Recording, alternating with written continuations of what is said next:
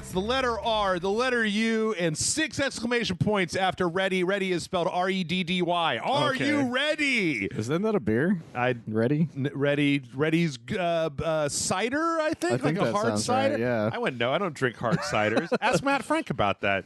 I drink whiskey dropped into beer, and then I drop all of that into like a 64-ounce Mountain Dew, and I drop that into like a barrel of mead, and then I just pick the whole thing up and chug it, and then I throw up and die, and that means it's time for the Rage Select podcast here on Rage Select. I'm Jeff. And I'm like, Don't do any of that. I didn't do any of that. That's don't listen to me. You gotta stop listening to me. Listen to the podcast, but don't listen to what I say and take it seriously. he's lying. There's White Claw also involved in there somewhere. Okay, well, the White Claw, that's just sensible. You know, you got to stay hydrated. Yeah. There's, it's not a lot of Some calories. Gatorade mixed in. Yeah, that kind of thing. White Claw. Gotta get the electrolytes. Jesus Christ, I want to go to a bar and be like, hey, can I get White Claw and like a fierce grape Gatorade? I want blue Gatorade and White Claw. That's right. What flavor? Blue. You heard me say blue, right? Blue Gatorade, White Claw, and a cherry. That's the most patriotic drink you Exactly. could have. Absolutely. It's red, white, and blue right there. Speaking of red, white, and blue, Michael, did you have a good 4th of July? Did you have a 4th of July? Question mark. I think I did. I didn't really do anything 4th of July. I went to Really? Wiener Schnitzel and got a hamburger and a hot dog and a cup of French fries because apparently that's how French fries come at Wiener Schnitzel. That's interesting. The whole thing was $10 and it was a terrible mistake. It was a bad burger, it was a bad hot dog, and putting your French fries in a cup, half of them were cold by the time I got home. It was That just sounds like, right. yeah, get your shit together, Wiener Schnitzel. I watched American Dad for the 4th of July. That's what I did. Did you? Yeah, I guess actually did. That's Yeah. pretty patriotic. I watched the one where he hires the illegal Mexicans to make the bears for him. Oh, yeah. I was actually there's a Portlandia sketch that is also that. Oh, And then yeah. there's also that episode of It's Always Sunny in Philadelphia.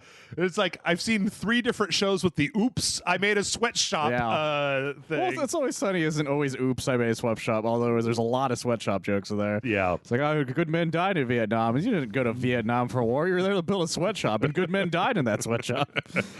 So you watched American Dad for I 4th of mostly July. watched American Dad for 4th of July. Okay. I thought about watching Captain America movies, but I didn't have any of them, as it turns out. Oh, okay.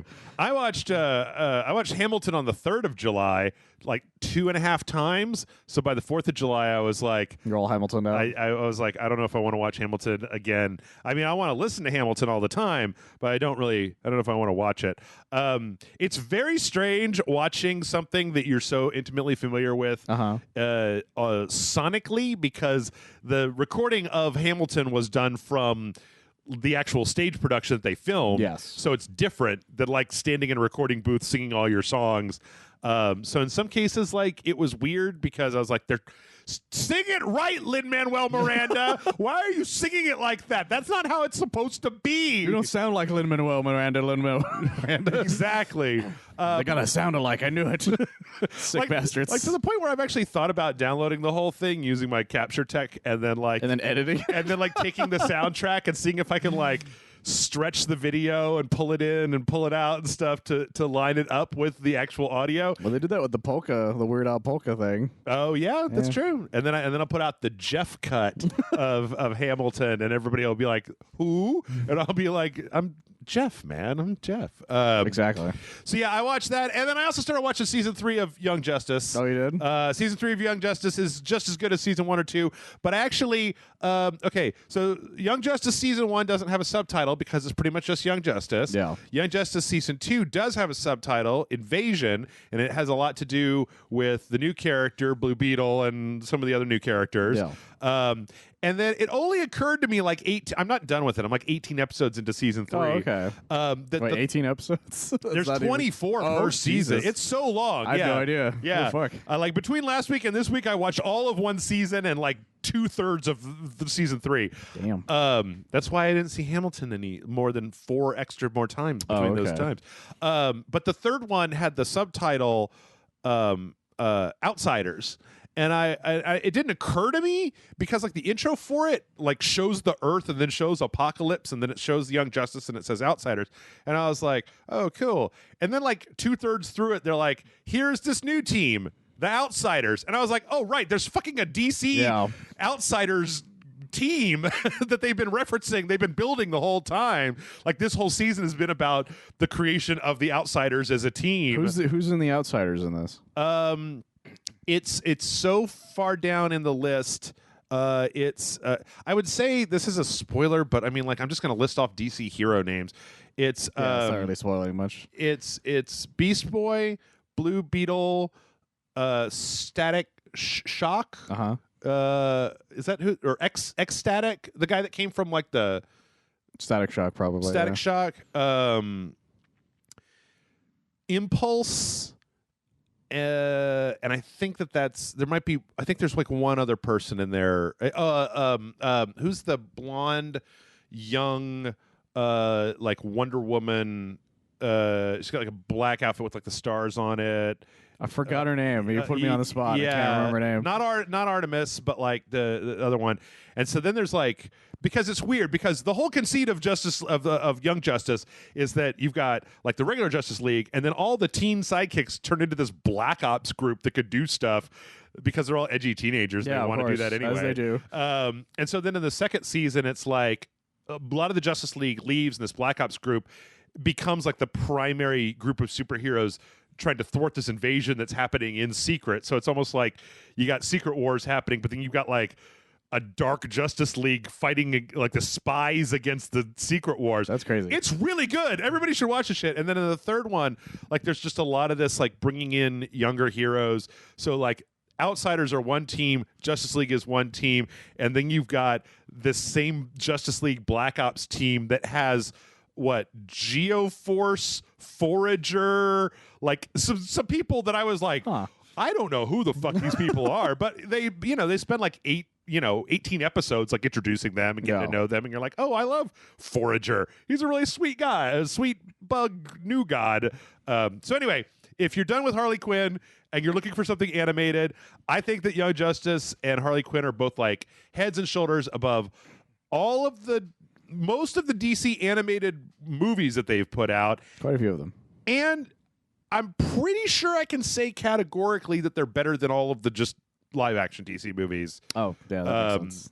That's true, though, in general, for a lot of those things. Back to Batman? I mean, like, Tim Burton Batman, but that's like way different. I don't know. I mean, like, Shazam. That's a tricky one. Yeah. Shazam is enjoyable. I like Shazam a lot. Shazam is enjoyable. Aquaman, I think Aquaman got a little extra credit. I think Aquaman got +5 because it was like just not Zack Snyder. It really did. It's a little convoluted. Aquaman is like there's like one too many plots going on in Aquaman. Well, a lot of times when you think about it, just an explosion happens and takes you to the next scene. Yeah, that's how Aquaman works. Like you could have and like I know why, and I'm glad they didn't. But I think that if you look at Aquaman, you could have lifted Black Manta out of that movie entirely, and it wouldn't have changed the plot line. True, because the plot was like Arthur doesn't want to be king of Atlantis.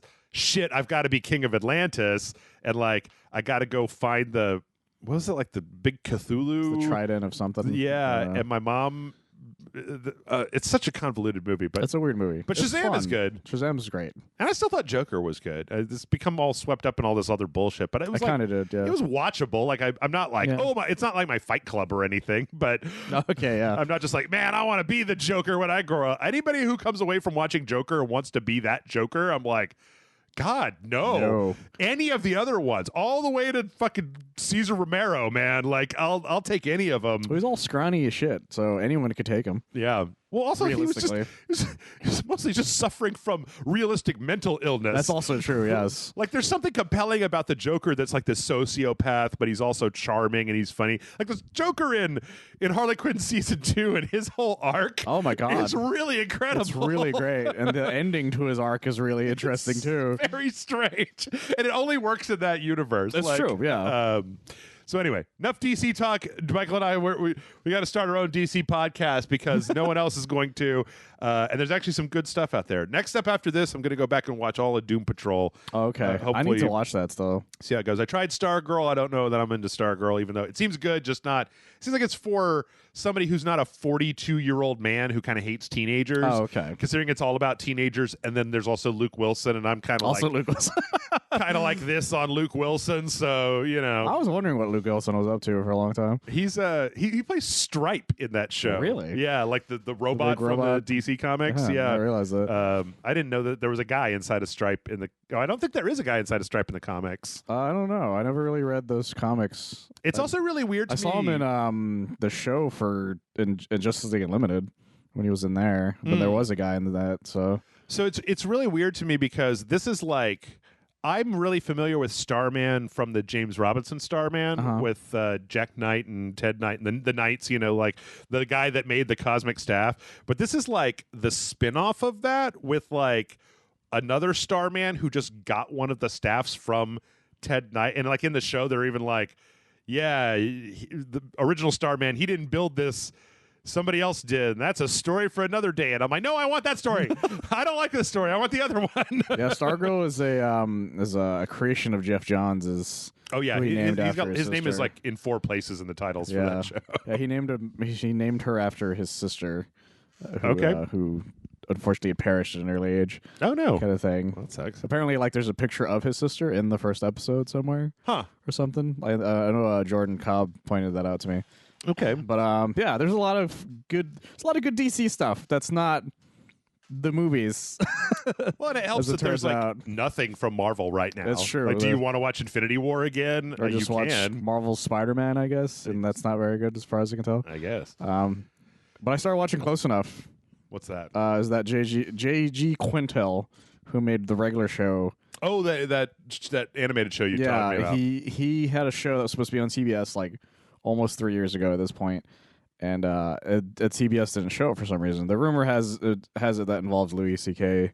having originally supposed to have a show in an animation block, but that fucked up when he did his horrible things. Yes, and so they shelved it, and then HBO got a hold of Close Enough.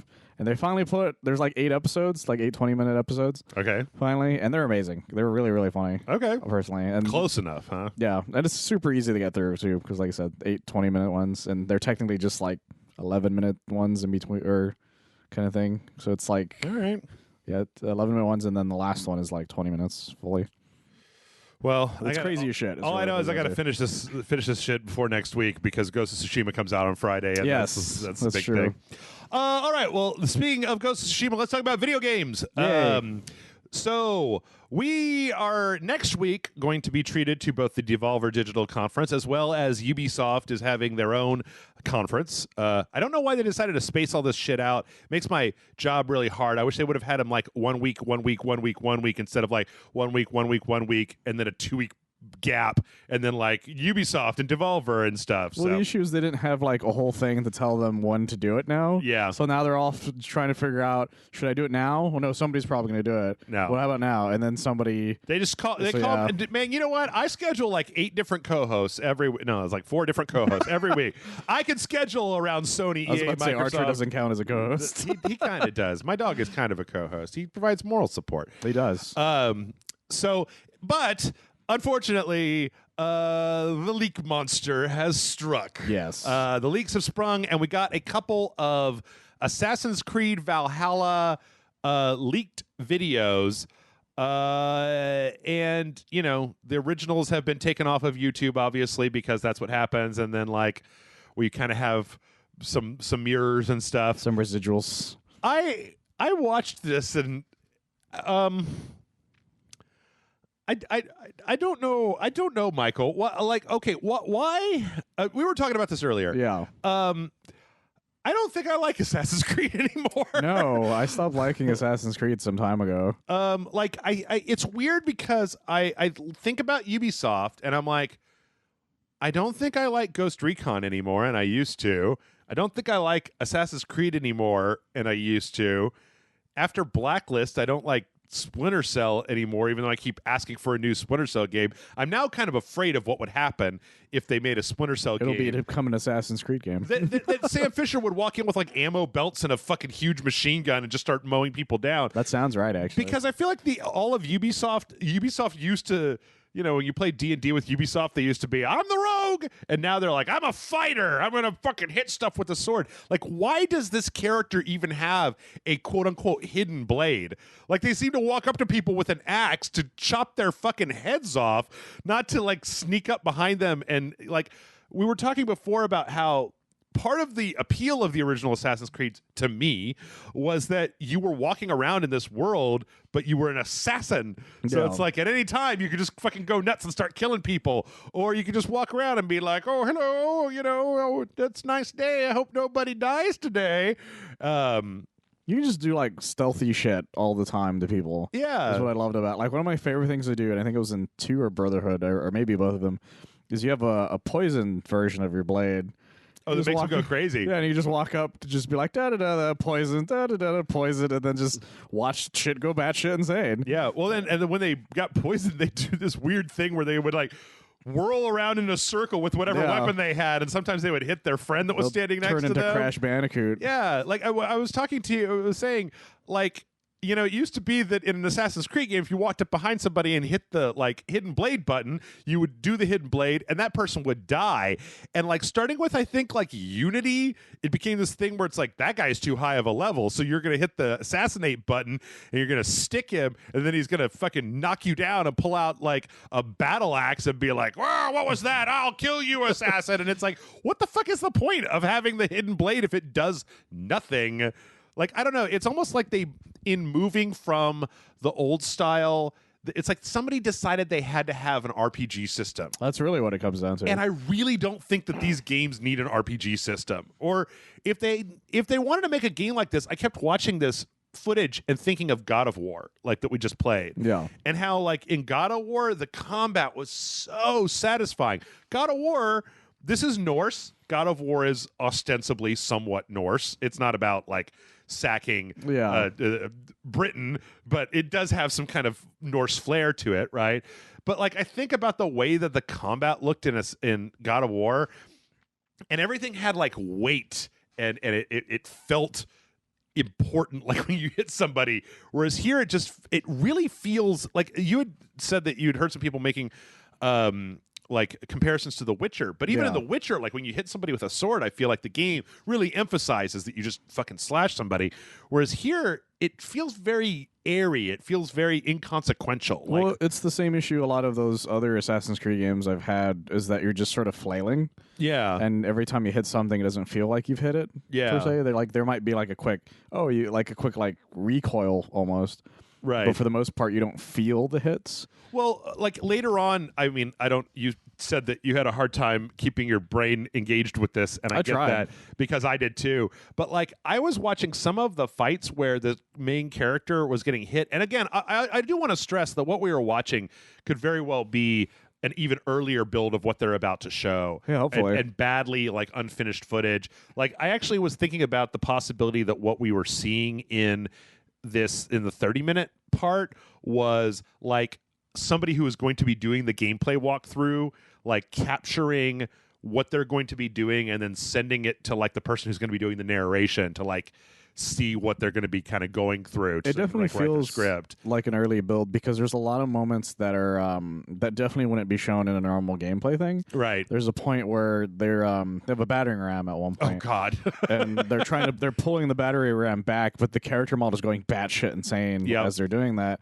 And there's the one point where they show the cinematic camera and they're running on the horse and they run into like multiple people. Yep. Like over and over again. Yep. It's Or like into walls and shit. it's like supposed to be that Red Dead thing. It's just, but every single time they pass another horse, there's like, ugh. Yeah, it's the only thing that kept me engaged, because I was like, well, this is definitely not something that we're gonna probably show originally. Like, this feels more like something they showed in a back room kind of thing. Yeah. Like maybe to like journalists or something. I think this is something internal, and that's how it Yeah. got late. Like, I think that they're probably working from home, and that somebody, like, you know, you're working from home, and your shitty teenager found your PC that has this capture footage on it, and I then can like see that. uploaded that. Yeah, because there's a lot of and then there's certain sequences that are like cutscenes that the person clearly is just like hitting the X button or the Right. A button or whatever to just skip through it. That's what made me think that it was like that it was like a warm up for, or it was like to show somebody who was going to be doing commentary. Yeah. Because they would already know what they were going to say for the cutscenes, but they needed to see kind of like what the area was like. Exactly. I don't know. There also doesn't seem to be a lot of like, I don't know. You know what? Honestly, at the end of the day, I think that what this is, I don't want to make this sound like overwrought or anything. this is just the sequel to Assassin's Creed Odyssey. It looks like it plays the same as Odyssey, but with some minor upgrades, maybe. That's pretty much all of the comments for this video. It said a lot of them are just like, well, it looks like Odyssey. It looks like Odyssey DLC, essentially, for some people. Yeah. And it just comes down to the fact that they don't feel like it's worth maybe getting at this point because it's just the same thing. I think, it also speaks to something that we talk about sometimes, I think, that is the idea of over the last 7 to 10 years, the video game industry has become obsessed with open world games. They have. And open world does not automatically make a game better. I mean, I guess you could say that the early Assassin's Creed were open world because they were mostly big in a big city, right? But you could go anywhere in the city.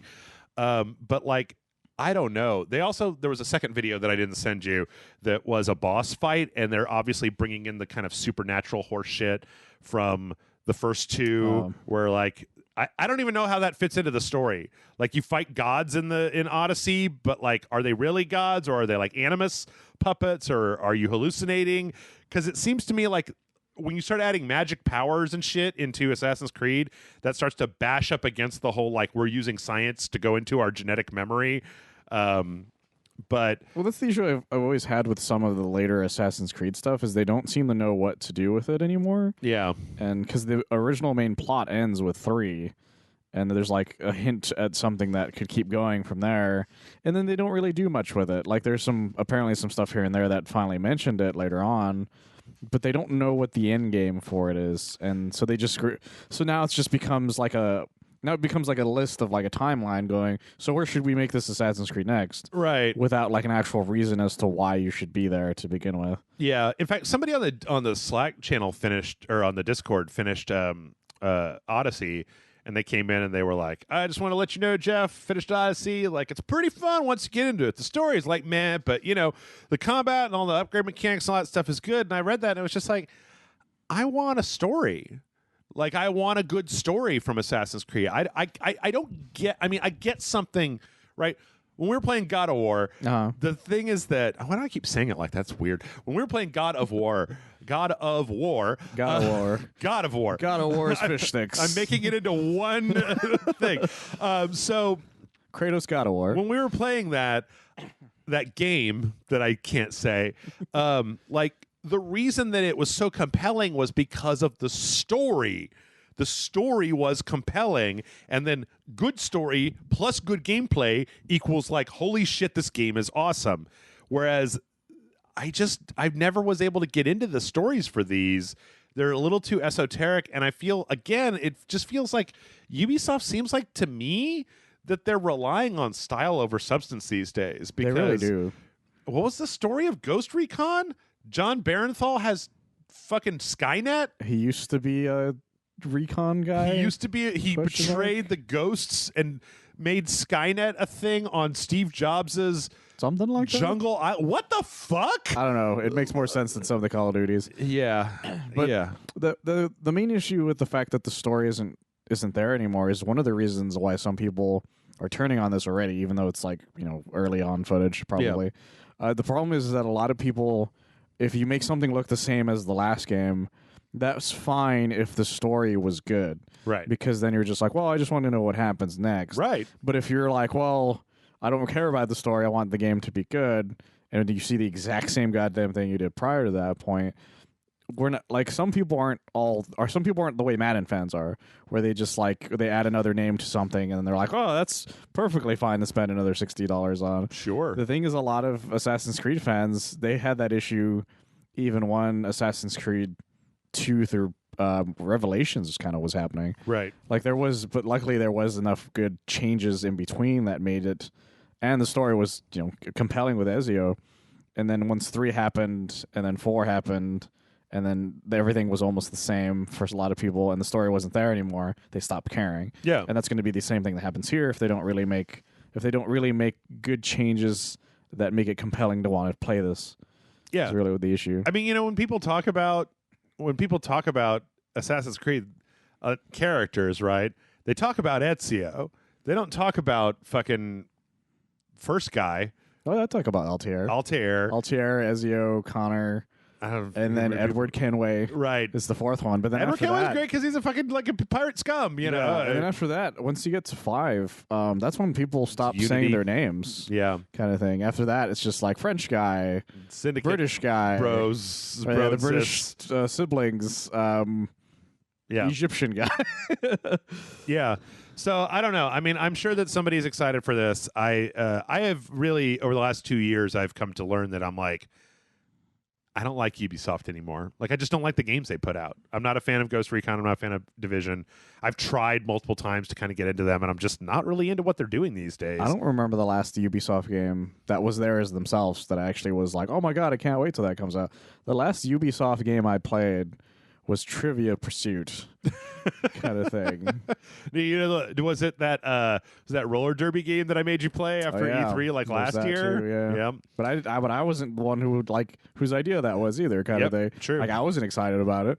I don't remember last time Ubisoft was like, here's the thing you should be excited about. The only thing that they have left is Watch Dogs. I'm still interested in Watch Dogs because That's fair, yeah. Again, Watch Dogs seems like the sort of thing where you're like walking around in a town, but I've got guns I can pull out and shoot people at any point in time. Like Plus, they said you can be an old person. that's right, and that's what I want. I want to be an old person. I Just want die of a heart attack randomly. I is want what to they go said. back and make Assassin's Creed Odyssey about like an old senator that just carries around like a poison knife, and he just is like, "Can I talk to you in my chambers?" I'll talk to you about philosophy. Exactly. Exactly. So we're not quite done with Ubisoft yet because when they announced their Ubisoft Forward lineup, they also announced that if you watch that, you can get a free copy of Watch Dogs 2 for the PC. Yes. Apparently, if you watch the Ubisoft presentation on the 12th, they will have instructions on how you can go to the Uplay client. Remember, that's still a thing, Yes. ladies and gentlemen. Still a thing. The fucking other thing you have installed that you haven't opened right next to what's the Bethesda one? Origin, I don't even remember not Origin, anymore. but I don't know, fucking Bug opener. I don't know. bug opener, yeah. So, but at least you can get a copy of Watch Dogs 2, Hooray. which I love. I love Watch Dogs 2. I wonder if it's time constrained like for that time frame. Because if not, everyone's just going to put it on Reddit and everyone's going to have Watch Dogs 2 at that point. I so. mean, it has to be, right? Unless you only have like 10 seconds from the moment that they actually live say the key, that would be really shitty. That would make them look like real shitlords. It'd be amazing though. Like, oh, I was at work, so I don't get that because people got to work, asshole. Yep. Especially because it's like 11 a.m. PST, I think, which is like 1 p.m. Central Time. Yeah. It's like, great, thanks Ubisoft. That's gonna be great. Let's see. From there, y'all are gonna have to put up with a stuttery transition because. Oh yes, I have one more thing to talk about with Ubisoft. There was an interview last week with VGC that did an interview with Giancarlo Esposito, which some people may know as Gustavo Fring from Breaking Bad. Yes. Where he basically confirmed that he has some part in the next Far Cry game, and I'd be willing to bet you, Michael, $5 right now if you want to bet against me that he's not the bad guy in Far Cry 6. He's a shopkeeper. That's right. He's just a generic NPC voice in Far Cry 6. He sells chickens mostly. He even said he had to like do something different with he had to like develop some new style for this character in Far Cry 6. But, you know, it's worth noting that what's the guy's name? Michael Mando, who played Voss in Far Cry 3, was on Better Call Saul. I didn't realize that. Yeah. Good for him. It was weird because I kept looking at him going like, why do I recognize this guy? Why do I think he's about to tell me the definition of insanity? And it was like, oh, right. Insanity guy. So I don't know who at Ubisoft knows somebody at like knows Vince Gilligan or something and is like just like, hey, send Mike over next. They do Red Rover with their actors. That's right. They just put all the actors from all of Breaking Bad in a hat. They're like, RJ Mitty, you're the protagonist for Watch Dogs 2. Red Rover. Send Giancarlo over. Yep. And then they got to like make sure that he breaks through, or else that doesn't work or whatever. Yep. Let's say cut a bunch of holes in the big streamer. That's why they couldn't get Bryan Cranston. He couldn't break through. All right. next up on the list, we actually have a series of kind of shitty stories, Michael. So everybody get your waders on. We're going in. We're going in. This is a very strange story because only asshole websites are covering this. So take this maybe with a grain of salt, but like everything that I'm going to tell you is like a thing that happened, right? Huh.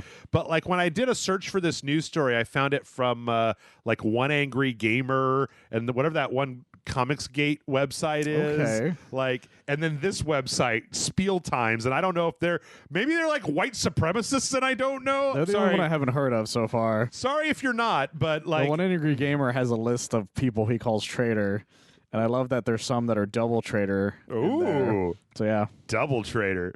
One Angry Gamer was where I went to before Final Fantasy when they announced that Tifa's tits wouldn't be just like huge and flopping around Oh, that to sounds read right. the comment section and just be like, oh my God, I'm so glad that there was no internet when I was 17. Like, shit, I would have been over here just like, yeah, fucking, where are the titties at? So anyway, here's the story. There was a YouTuber called Baby Zone, because of course there is. As you do, yes. Baby Zone made this set of videos where he took Mortal Kombat 11's cutscenes and deep faked actors' faces onto the characters in the cutscenes. So, like, As he you do. put The Rock on Cabal, he put Keanu on Sub-Zero, he put Bruce Lee on Liu Kang, he put Jean-Claude Van Damme on Johnny Cage, and then he uploaded these. So, apparently, IGN Brazil took his video, cropped it to try to get his watermark out of it that is on the video, put the IGN watermark on the video, and then like put it on their Facebook page like it was theirs. Huh. At which point, Baby Zone, Babyface Zone. I don't know. Baby Zone, right, called them out online, and then they took it down. And they issued this statement where they said, hello at Baby Zone.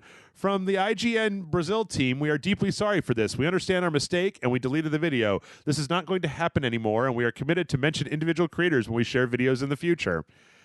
So this is one of those things where, like, I think this happened, right? Oh, I think it did happen. I totally think it happened. And I think that it was probably somebody who works in IGN's like social media department that saw this video and was like, oh, cool.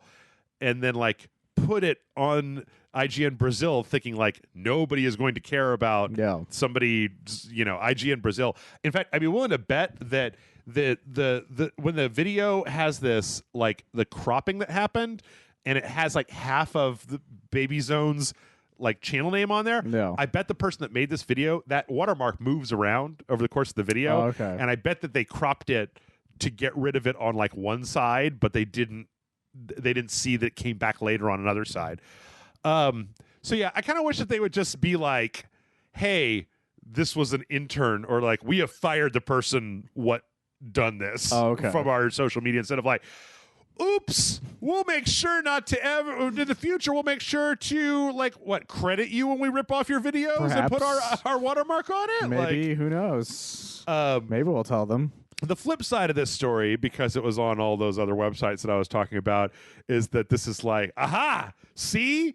IGN is nothing but a bunch of plagiarizing quote-unquote game journalists. Remember last year when that one guy that worked for them stole that other YouTuber's review? That was pretty bad, though. And then he got fired. They fired him. He does not work there anymore. Yeah. You know, that happened. So, fucking get your shit together, IGN They really Brazil.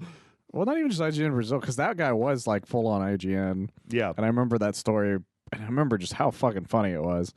Because like no one caught him on it. Like he literally took other reviews within their own site. Yep. And used them. Yeah. It was bad. That guy was bad. It was real bad. And then if I remember correctly, didn't he do the thing where he like after he got fired, he was like, hey, listen, this is, It's all bullshit is what he was saying. Yeah. Yeah, this is garbage, man.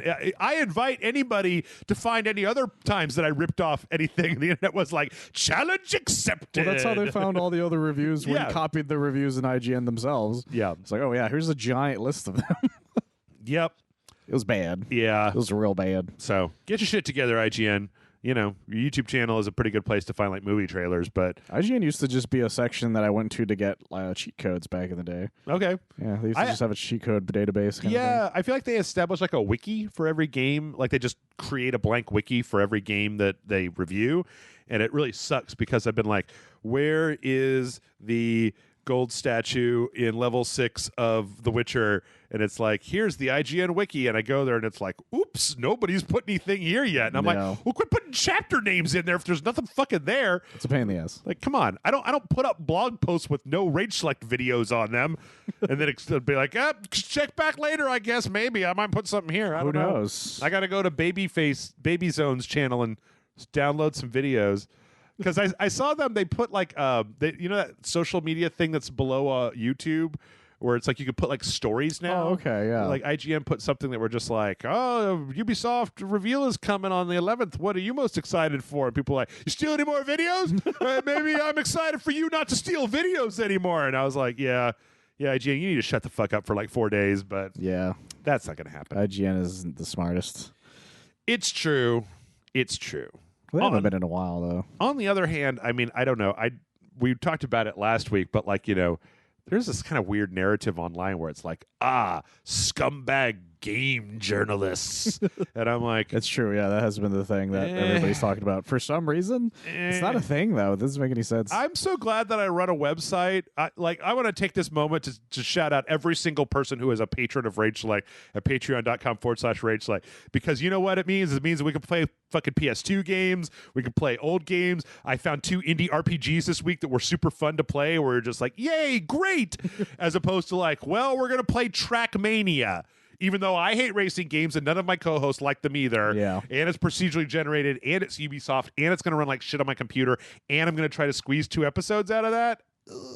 Which I'm saying that when you run like a for-profit IGN website, you have to like drive them clicks, right? So you need to like... You gotta do a lot of weird shit. You got to be like, look out, guys! Ninja's back on YouTube. Let's talk about the ramifications after you watch this video for Dollar Shave Club. Do you want to shave your balls? Go to IGN and use this code. Oh, man. Too much pontificating. All right, so let's speed it up a little bit. Last week... so we're still in the shit zone. We're still in the crap zone. Yes. Don't take the waiters off yet. Last week, Laura Bailey, who is the person who voices character, one of the new characters in The Last of Us 2, went over onto Twitter and said, man, I try to put positive stuff on here because sometimes this just gets a little overwhelming. I blacked out most of the words because, you know, spoilers. And she basically put up, like, I don't know what, half a dozen messages from people that are just like, you should die because of what the character you voiced did in The Last of Us 2. Huh. This is so stupid. This is like the dumbest. And these are like, you know, I'm going to find where you live and kill you because of what you did to character from The Last of Us 2. Here's the thing. Laura Bailey didn't write The Last of Us 2. Right. Like everybody I feel like is out there going like, okay, listen, even she was in the game, but she was not that character. Yeah. She provided a voice for that character. And like, she didn't write the words that she said. Somebody else wrote those words for her. So like, what in the ever loving? This is like when people used to yell at the kid who played Joffrey on Game of Thrones, or like the kid that plays who in Harry Potter, the Malfoy kid? Malfoy, Draco Malfoy. And people would like be shitty to them, and it's like, guys, I play a character. Yeah, that's like, my whole job. Yeah. So, and the thing is, I want to say this, I want to bring this up, and I feel like a lot of, again, we're in some really strange territory here, is that this has been, and there's been a lot of this happening. Neil Druckmann kind of put up another tweet that was like shitty messages that he has gotten sent, and that's pretty bad. Whoa. There's a lot of fucked up shit going on. A lot of anti-Semitic stuff Jesus, I didn't going realize on in that. there. But I want to say this. I think that most people are not these people. No, I think this represents a very small contingent. What's a vocal thing? Like, if you get 1% of 1 million, that's still a lot of people. Yes. Kind of thing. Yes.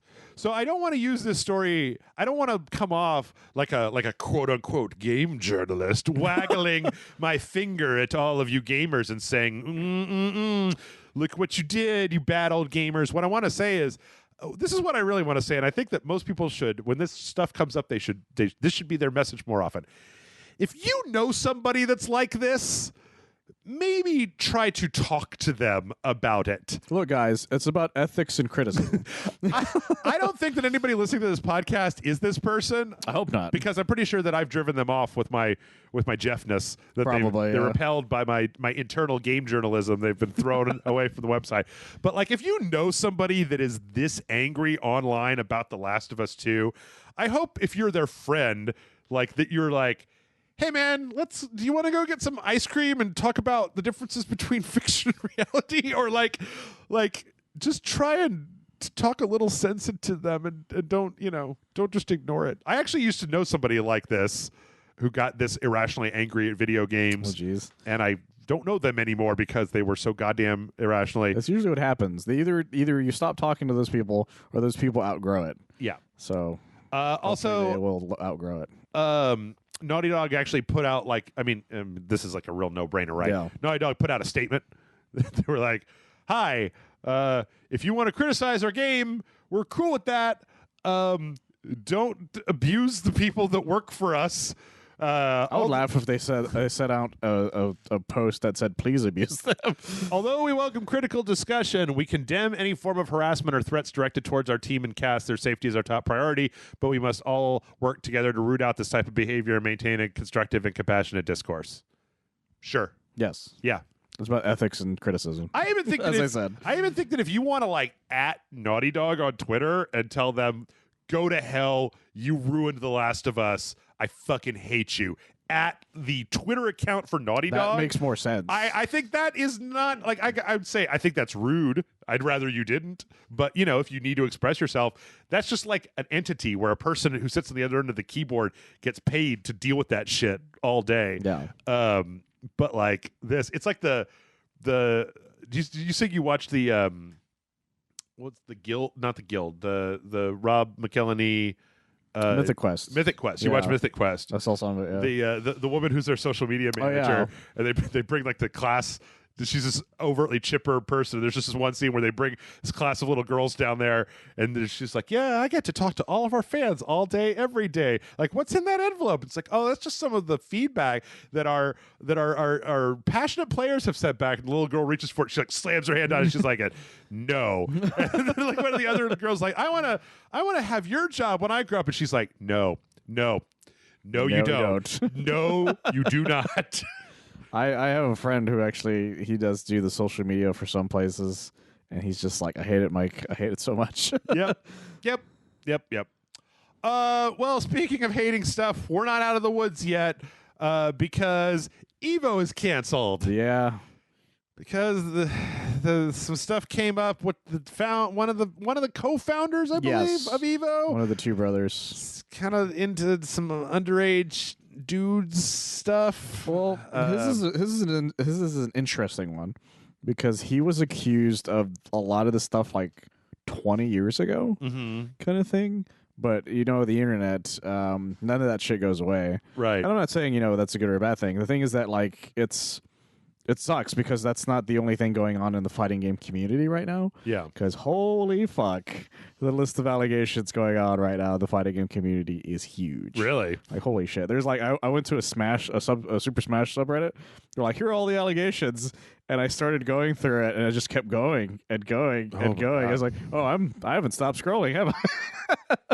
Yeah, I read the twit longer from kind of what spurred this. And it's not good. It's not great. No, it's not good at all. It's very, very not good. Very bad. Very bad. It got canceled not just because of him getting the allegations, but everybody's reaction to it. A lot of games pulled out. A lot of people who were the actual people in the fighting games pulled out.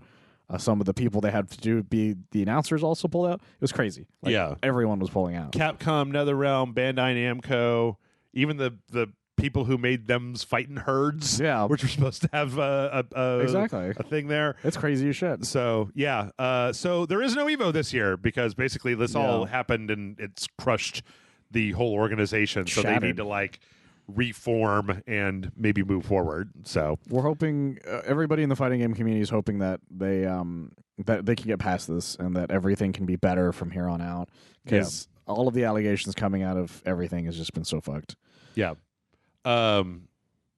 yes, and last but not least, this is a weird one. We're kind of moving out of the shit zone right now. Oh, okay. This is just something that I kind of care about this, but I don't know how to care about it. So It's a strange one.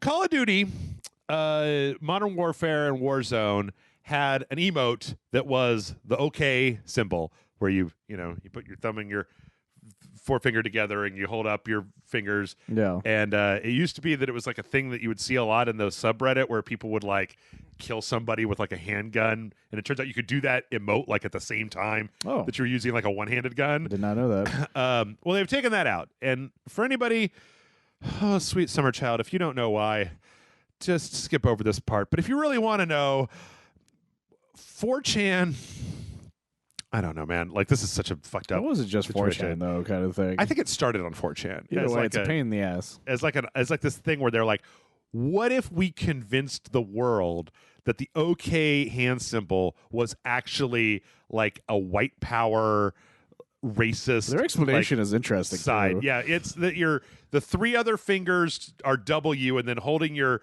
thumb and forefinger together makes a P, and that's the white power.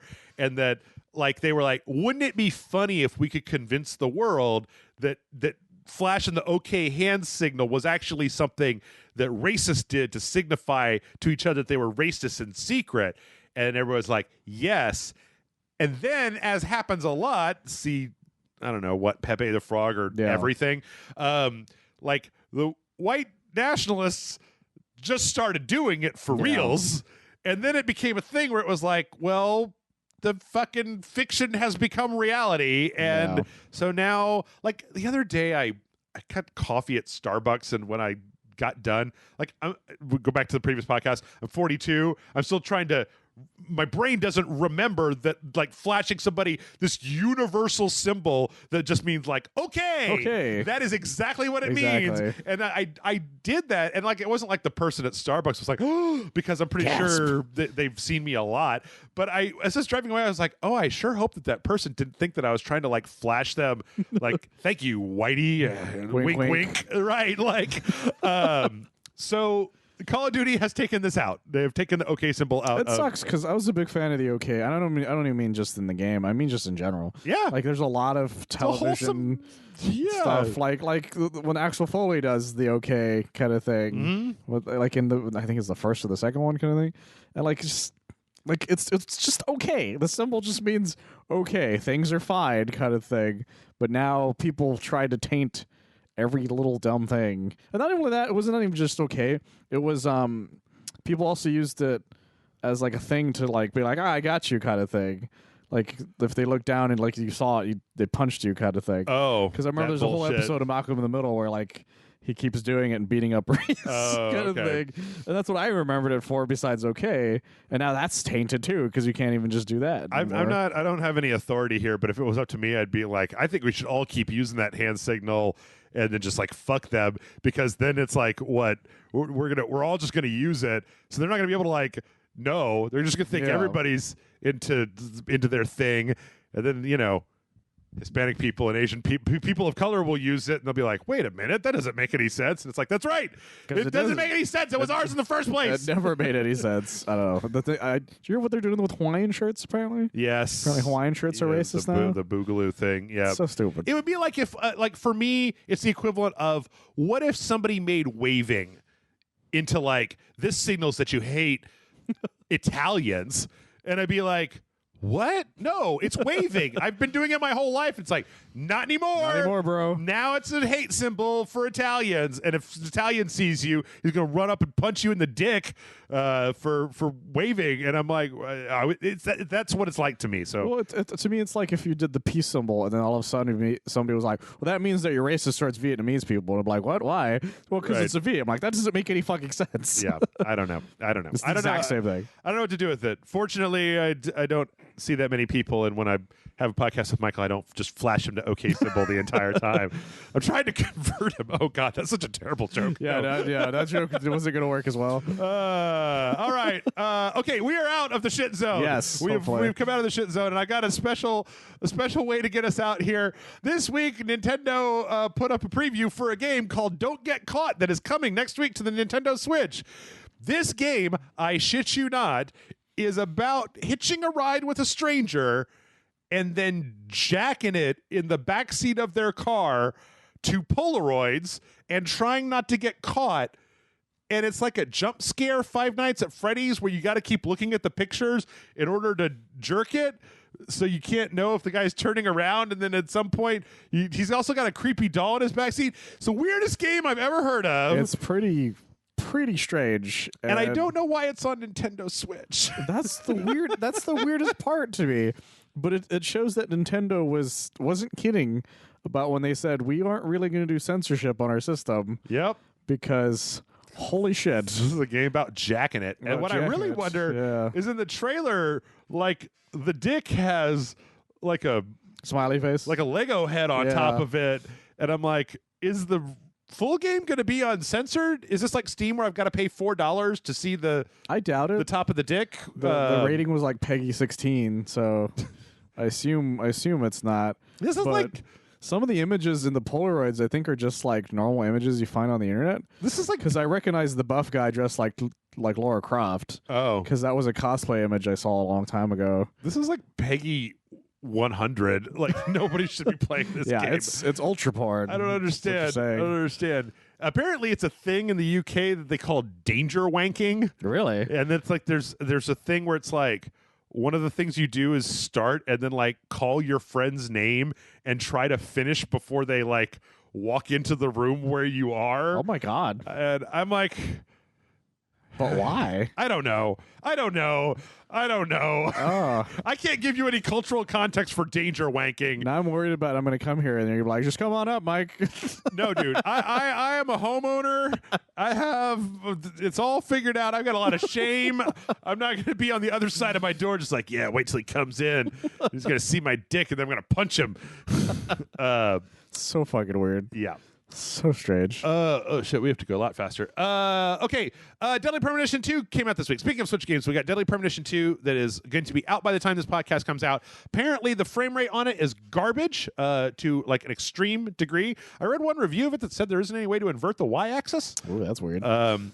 But apparently there is some lip service that there might be a patch coming. So Rising Star Games, who put it out, said that they have a patch in the works, but they didn't actually specify what it would be doing. Swery has said that he will be like doing everything he can to try to get this fixed, but it's pretty bad. oh my god. It's pretty bad. And this isn't the first time that this has happened on the Nintendo. It's like a PS1 game. Yeah, like really, really bad frame rates. Bloodstained, right? It took them like 6 months to get a Bloodstained patch out. They had a really bad time for Bloodstained on Switch. And as much as I am looking, quote unquote, looking forward to trying this game out, if they needed like 3 or 4 months to make this not run like dick, they should have They really should have not done made it look like dick to start with. So fuck me. I'm looking at this thing and this is rough. This is a Twitter thing, but yeah, it's still, the frame rate is pretty bad. So also, I just wanted to say that, if you're thinking about picking up Deadly Premonition 2 next week, maybe do that thing where you wait and see if the patch comes out and if it actually fixes anything, because they might have to. I don't know about this one.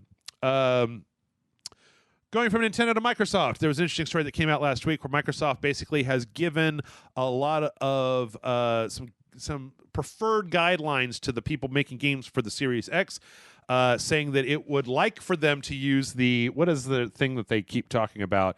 the like smart delivery service, and basically let people buy an Xbox X or an Xbox One game and get the upgrade for free rather than charging or doing the dual buy thing like FIFA or NBA 2K did. Because one of those NBA 2K packages we were talking about last week, we were talking about $70 games, is a $100 version that comes with both. Oh, that's weird. Yeah. I don't think that. I mean, Xbox is in a weird place where they're trying something that I've never seen a company try to straddle the generation shift as hard as this. Well, the PS2, PS3 era was, and same with Xbox to 360 was kind of like that. A little bit. But the difference was that there was always a different studio making the other version usually. I think this is the first time I've ever heard of like the exact same studio making both the entire way through, right, for all of them. I think it's only possible now, right? Because they technically just have the same architecture. Yeah. Because back then it used to their architecture was so completely different. I guess for the PS3 it wasn't like in the beginning it wasn't a problem because they had the Emotion Engine PS2 hardware inside the PS3. But I don't know. It'll be interesting to see. We know that Avengers and Cyberpunk are both going to have free upgrades to the later consoles. So we'll see what happens. In other Microsoft news, I'm really curious to know what you think about this, Michael. Apparently, there's a rumor out there that Microsoft wants to buy Warner Brothers Interactive. I have heard about this. Yeah.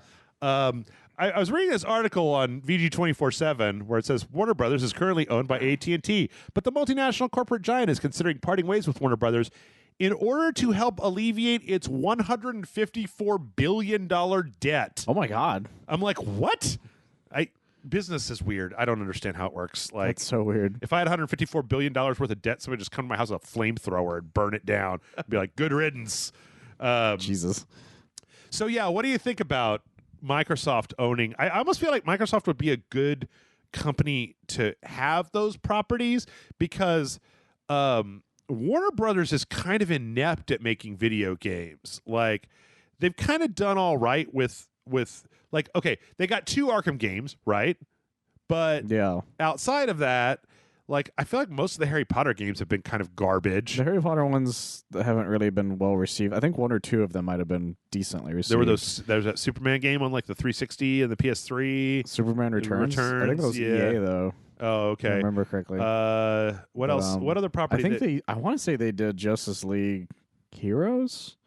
Wait, no, that or the DC Universe Online thing was somebody else too, wasn't it? That was Sony. Sony Online Entertainment. That's the thing. WB isn't known for doing a lot of things nowadays. Yeah.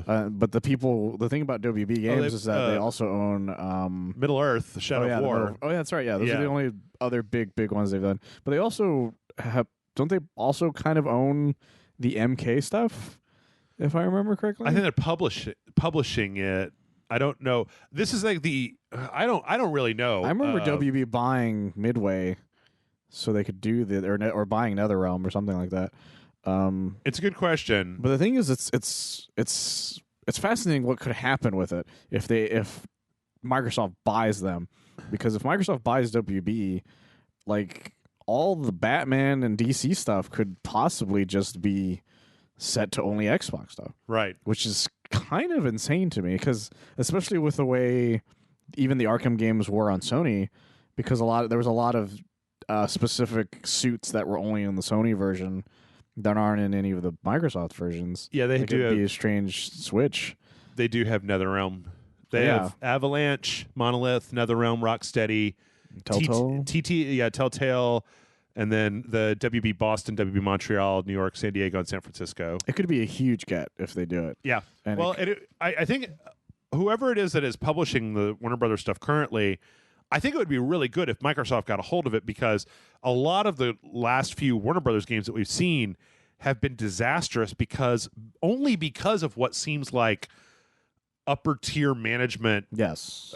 Like executive decisions. Shadow of War was like fine until you got to the second half where they were obviously trying to make you buy orcs for your army and like level up stuff. Like Mortal Kombat had all that microtransaction stuff. I think it was a little overblown, but still, I don't feel like a company like Microsoft would even put that in, because they're like, we want this Mortal Kombat game to sell Xboxes, Yeah. not to be a thing. Like Microsoft is bad at a lot of things, but they're not. They do have some experience in putting out. They've got a lot products, better like, about that sort of thing. But Yeah, it would be a huge get if they could pull something like that off. you know what would be really interesting though is if they did, and all of the Lego, Middle Earth, Oh shit, yeah, the Lego games. and Rocksteady games were on Game Pass Oh boy. because they were Microsoft subsidiaries. If they continue with the whole Game Pass thing, like that would be great. Think of the idea that in 2 years there's like the new Rocksteady Suicide Squad kills the Justice League game, and it's both a Xbox Series X exclusive and on Game Pass. That would be crazy. You should. That would be like, okay, good, Microsoft, you finally done it. You finally figured this shit out. Like, Honestly, I think they should do it. I do too. Because I think the competition would make it that much more interesting. I do too. Also, Microsoft put out an announcement this week. I don't know if you know this. Do you know who 8BitDo is? No. They make retro controllers, like Bluetooth retro controllers and like controllers okay. for like Super Nintendos and stuff like that. USB controllers. It's where I got my I've got like a Bluetooth Super Nintendo controller. Oh, okay. And this last week, they basically put out pre-orders for an Xbox One controller that is like the form factor of a Super Nintendo controller. Ooh. And it's basically built to clip onto a thing to hold a cell phone, so you can use the xCloud stuff Oh. on the Xbox One. That could be interesting. Yeah, and this is a pretty sick controller. Like 8BitDo is great. They make really quality stuff, but this one has like you can adjust the pull on the triggers, you can reprogram the buttons, and the whole thing is like you can't buy it, like it's only up for pre-order, but it's like $30, something like that. $45. Huh. And like it'll obviously work with an Xbox. It's just a Bluetooth controller. But it's a real nice little form factor controller. I highly recommend everybody go look at it. It reminds me of the classic controller for the Wii. Yeah, yep, it's a lot like that. So, looking for a good controller for the Xbox? Check it out. Okay, now it's time to go super fast because we're already out of time. Tetris is getting a game show that you play every day on your cell phone. That seems like a bad idea. What do I know? The Sims is also getting a game show on TBS. Okay. Where We're it's running a out of ideas. reality TV show called The Sims Sparked, where players will try to create the best Sims things and then be judged by a celebrity panel full of people I've never heard of before. YouTuber weird. personality Kelsey Imprikichi, singer-songwriter Taylor Parks, and Maxis game developer Dave Miotki. Yeah, I have no idea. And it's being hosted by like a former American Idol contestant. Rayon Owen? Is that what it says? Is that what it says? Yeah, it says that on the bottom there. Okay. Or Yeah. Rayvon Owen. Yeah. Never heard of him. Yeah. I don't know any of these things. Maybe they'll make him a sim. Who knows? Let's see. Ghost of Tsushima has that. Man, all these wonderful segues all planned out. Ghost of Tsushima has that whole like black and white mode. Yes. And they're calling Kurosawa mode. And there's this nice little story this week where apparently when they were trying to figure out how they wanted to brand it, and they decided they wanted to do Kurosawa mode. So they actually contacted the Kurosawa estate and sent them like some video footage of what the game will look like when it's running in that mode to like get their blessing to call it okay. that in the game. That's sweet. And I'm like, yay! This is like the exact opposite of that IGN Brazil story. I really like that a lot, actually. Good for them. Let's see. From there, Horizon Zero Dawn finally has a PC release date of August 7th, which is good news. Bad news, this is a very strange story, and we're going to go over it really quickly. So, Horizon Zero Dawn went on sale, and it turns out that in other countries, Horizon Zero Dawn was on sale super cheapy. Huh. Like, because games cost different amounts of monies in different areas. Well, as soon as people find that out, like, here's the example. Steam opened up pre-orders on Horizon Zero Dawn, and in Argentina, the game was $7 because that's like what people can afford. So Steam found out about this through a Reddit. Everybody set their VPNs to Argentina and went and bought the game through Argentinian Steam Huh. for $7. because you can kind of do that. Yeah. I've done it. I that's how I got that Robot Wars game that I played with Matt. That's right. Yeah. Well, so then the response from somebody was that they started raising the price of the game in Argentina to match what it would be in the United States. So suddenly it went from 539 pesos to 2,100 pesos, Oh, jeez. which is not something that the people in Argentina can afford. Yeah. But it keeps the fucking NordVPN people from buying it over VPN. That's so fucking crazy. So after that happened, apparently it went up in a lot of different places. It also went up in Turkey had a 357% increase in their cost. Jesus. Russia had a 301% increase in their cost. In some locations, apparently, it started out at a set price on the Epic Game Store. Epic didn't change anything. So it ended up like it started cheaper on Steam and then got more expensive than the Epic Game Store. Oh, jeez. That's fucking crazy. Yeah, and it brings up a really crazy question because on the one hand, I'd love to waggle my finger at the VPN people and be like, come on, guys, pay the fucking $50, right? On the other hand, like, I'm not the internet police. It's not my job to say where you can buy some shit. Like, I don't really know what to say on this one. yeah, it's a big question mark. I This don't is, want VPNs to be like against the law or anything. Fuck that. This is a super gray thing that's going on in this situation. Yep. So I don't know. Tell us your plan. Maybe someone in the comments has a plan. Kingdoms of Amalur got a release date and the announcement of DLC. The Kingdoms of Amalur re-release, Re-Reckoning, has now a DLC called Fate Sworn. It turns out that the Re-Reckoning release is going to come out September 8th, and Fate Sworn, the new expansion for a kind of crappy game from like 8 years ago, is People coming out in love it. 2021. I have no idea.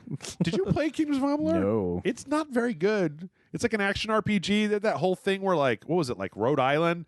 It was like the guy, he was like a professional sports guy, and the state loaned him the money to open a game studio to make this Kingdoms of Amalur. Oh, that's right. Kingdoms of Amalur is supposed to have like 8 different spin-offs to it, and the first game crashed so hard that it not only killed the company, but it also kind of like half bankrupted the state that had funded it because they just about that. lost all their fucking money that they invested That's into this so place. crazy as shit. Yeah, I don't know what you guys think that this is going to be, or not you. I mean, Yeah, it's- what I don't really it's I don't know. It'd be like if somebody was remastering Aliens: Colonial Marines for the PS5, and I'd be like, why? Well, maybe they'll make a good game out of that one, actually. I mean, Kingdoms of Amalur isn't as bad as Aliens: Colonial Marines, but it's just kind of generic and like, okay, I guess. I don't know. Somebody's trying to get that money. It feels like a stripped down Fable that's not very good. It's like, So, like Fable 3?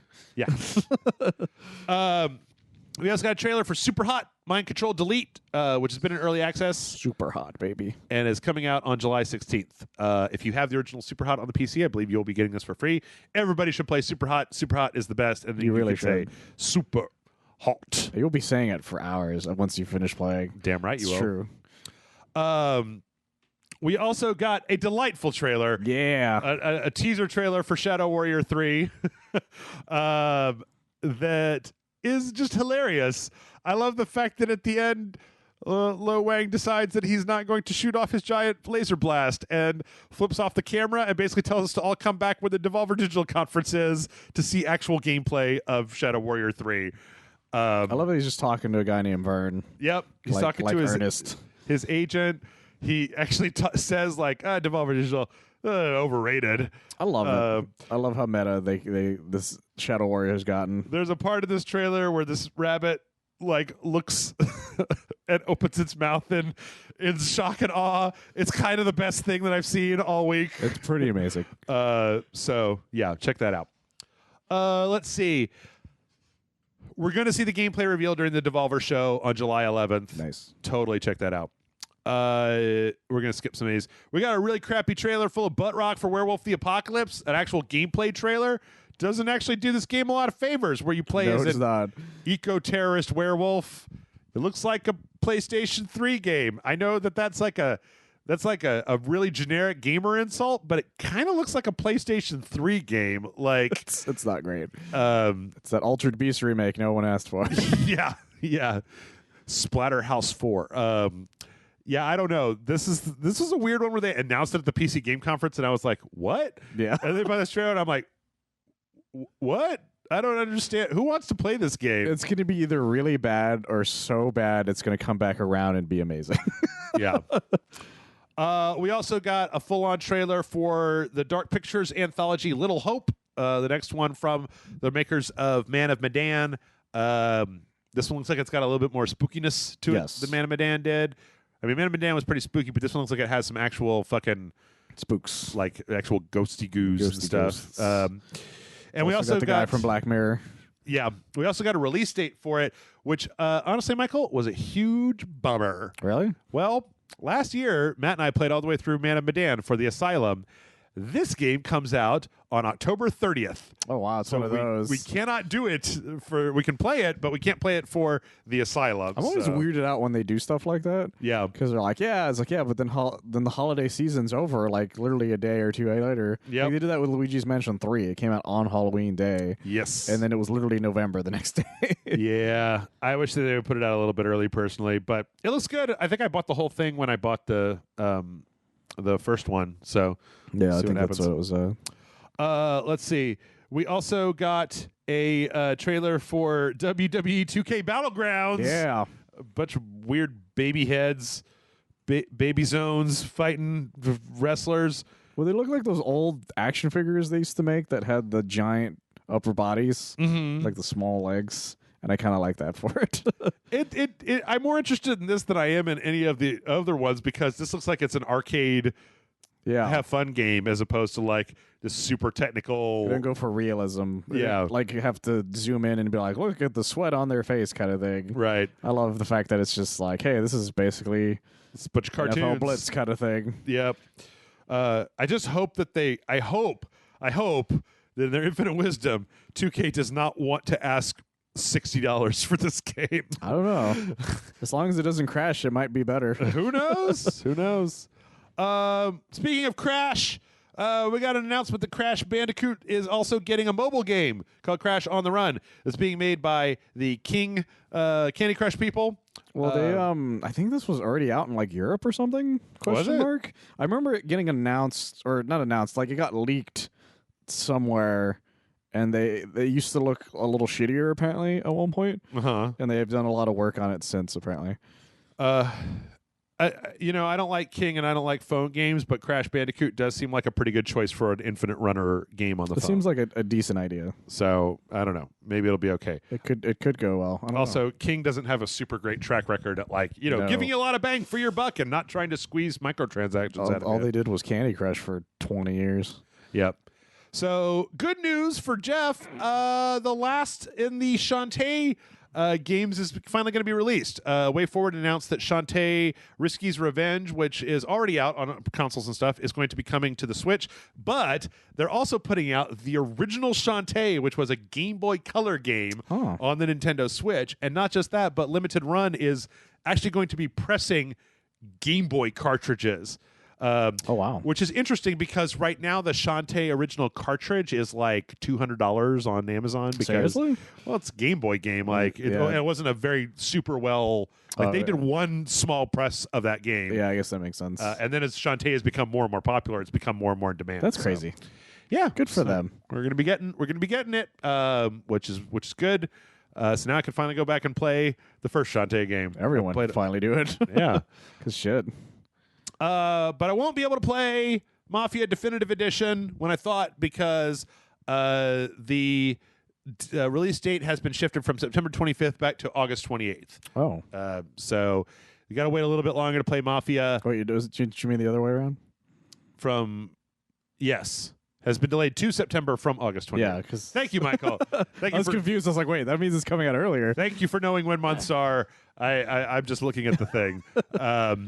Also, we got an announcement of a tiny Sega retro gaming cabinet, kind of like the Neo Geo one. This seems like a really terrible product to me, Jeff from Rage Select.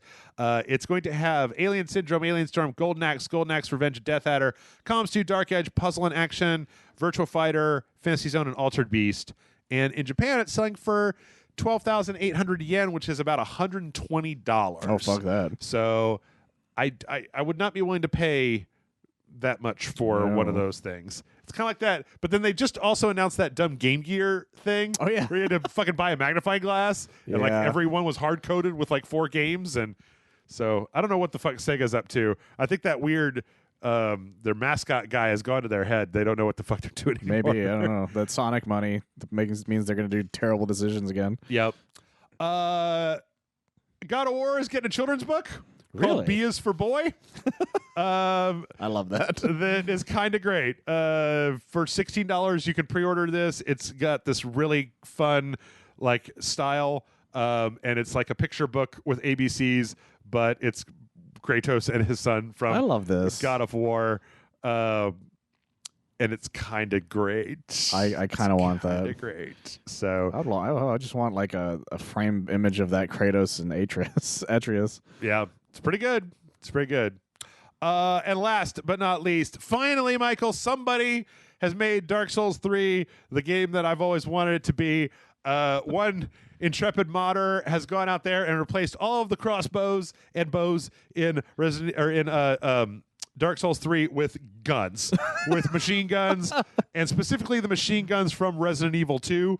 And apparently, like you can also get a thing that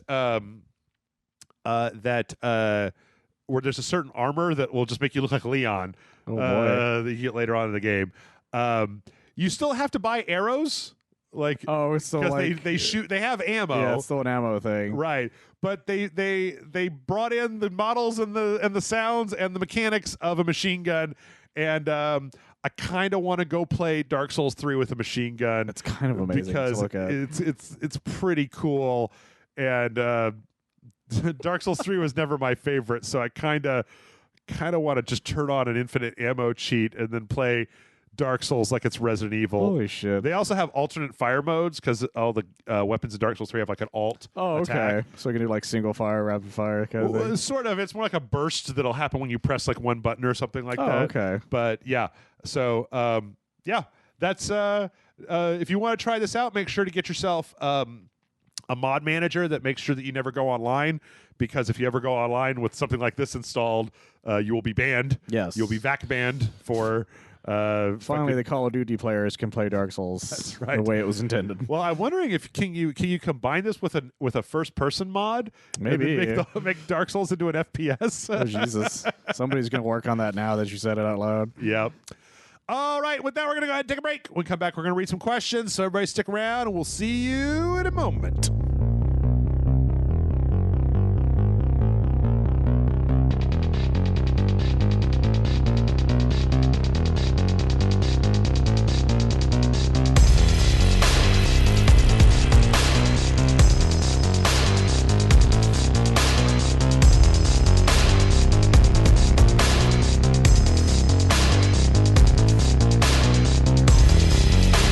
And we're back. Michael, it is time for questions. Are you ready for the questions? Yes. Okay, good. Now take 500 for swords or whatever. What? Are we doing Jeopardy? I thought that's what we're doing. Oh, wait, no, that's the form of a question. No, yeah, Completely different. You have to answer all the Rage Select questions in the form of a question. Okay. So mail at rageselect.com is the email address to send it in. I was actually trying to form that in a form of question in my head, and I couldn't. What is mail at rageselect.com? And the answer is, what email address should you send questions into Rage Select? Yes. What is mail at rageselect.com? Who is mail at rageselect.com? No, I think it's what? How is Whom is Whom is rageselect.com? Mail at rageselect.com. Our first question comes in from Marcus. Marcus says, greetings, Jeff and Michael. Name one character from a movie/TV show and one character from a video game that has provided inspiration for your life? Question mark. My answers are Madeline from the game Celeste, who inspires me to stick with challenges in life even when they are hard. Madeline as a character has helped me with depression I had. My second answer is Captain James T. Kirk of Star Trek, whose leadership qualities of fighting through no-win scenarios and being a risk taker has inspired me to be a better leader. Thanks for such wonderful content you provide during this difficult time in the world. It makes me smile with every video. I also like the sounds you make, Jeff, when you play video games. I find them charming and they add to every video. Oh, thank you. In Rage We Trust, and that's from Marcus. I don't feel like I've made a lot of noises. Oh no, I guess I make. You make quite a few. I make them when I play a lot of Doom, I guess. Well, there was depends on the video. I was looking at the comments for the last podcast, and the laugh that you did when I mentioned that they were playing the Disney songs. The testing thing made me laugh because it caught me off guard. Okay. Because it was off mic when you did it. You could barely hear it. Oh yeah. It caught me off guard. I had to laughing really hard. Okay, so let's start about video games. You got a good video game. Got a good Solid Snake. Solid Snake. The Solid Snake just deals with shit consistently. Okay. And I love him for that reason. And he inspires me the fact that sometimes you just want to sit down and relax, and somebody's going to break into your house and tell you to infiltrate someplace and fight your twin brother to the death. Sometimes some crazy scientist just injects you with a bunch of nanomachines that are going to kill you because of your genetic structure. Exactly. And then you've got to inject yourself with counter nanomachines to fight your brother / dad's nemesis, arm, nanomachine, hypnosis man. Yeah, a lot of weird shit. On top of a submarine. I mean, that happens to all of us, It happens guys. all the time. Yeah. But yeah, Solid Snake is I think an interesting character because of the fact that he inspires me in the fact that like he really doesn't want to do half the shit he does. That's really what it comes down to. But that's what makes him interesting to me is the fact that he doesn't want to do it, but he continues to do it. I think is amazing. Well, I mean, I don't know. Like in 2, he kind of goes his own way, right? Eventually. They make philanthropy and all that stuff. And But that happens like after trying to retire like 4 or 5 times. yeah, And he's like, "Fuck it, I'll do my own thing," and then that fucking fails miserably. 'Cause Yeah. he gets fucking framed for some shit. you know what I really enjoy about Solid Snake is at the end of Metal Gear Solid 4, where they're in that briefing before they assault the Mount Rushmore of fucking snakes. I want that statue. Snake Rushmore, or I want whatever that it as is. a statue in my room. And he's like trying to make jokes while he's like on oxygen, coughing to death, and everybody's just like, "Oh, this shit again." It's like, come on, guys, laugh at Solid Snake, laugh at him. Let him have this. Yes. He's fighting for you guys every 20 minutes. My most inspirational video game character that always inspires me on how to live my life is Agent 47. Okay. Because without Agent 47, I would not have. No, this is a joke. I was gonna expecting say, something. Hairstyle. I was going to say, like he inspires you to be bald and stab people in restrooms. Hashtag hair goals. Whenever I order at Starbucks, I'm like, one coffee, please. What's the name? Tobias Reaper. Like, here's your coffee, Mr. Reaper. And I'm like, thank you. It's a good day. Maybe your last day. Think about that. I don't know. Did you play Hitman? No, Like I kept meaning to. In Hitman 2, there's all these scenarios where you pretend to be like somebody else, right? And so there are a lot of scenarios where you have to go and interact with your target as like a different character. Like you're dressed up and you have to be a different character and you're talking to them. And he's so fucking glib. Like when there's like in Miami, in the very first in Miami, there's one of the kills that you could do where you could pose as a doctor, and Sierra Knox comes in to get this like vitamin IV injection. And she's just like, he's like, "Come on in, I'll take care of you." And she's like, "So, Doc, what's in this?" He's like, "Oh, botanicals, some, nutrients, nightshade." She's like, "Isn't that poisonous?" And he's like, "In some quantities." She's like, "Should I be worried?" He's like, "I'm not worried." And then she sits down and he plugs the IV in and she fucking dies. And it's like, there's all these interactions that Agent 47 has where he's telling the person he's going to murder them. And then he does. And I'm just like, yay. If I had to have an actual answer, I don't know. It's hard for me because role model. I was actually trying to think, oh, you know what? There is this video, and you can't find the original anymore because the guy that made it. I've showed you videos from the Pruld, the Pruld. Oh yeah, makes these like Dark Souls videos. He has this one that he made that was set to this pop song that was like it's like this lady singing this pop song about like I may die inside, but I'll keep on going and going and going. And he made this video, and then eventually he had to. Have somebody else record a cover of that song because every time he put it up, it kept getting copyright struck.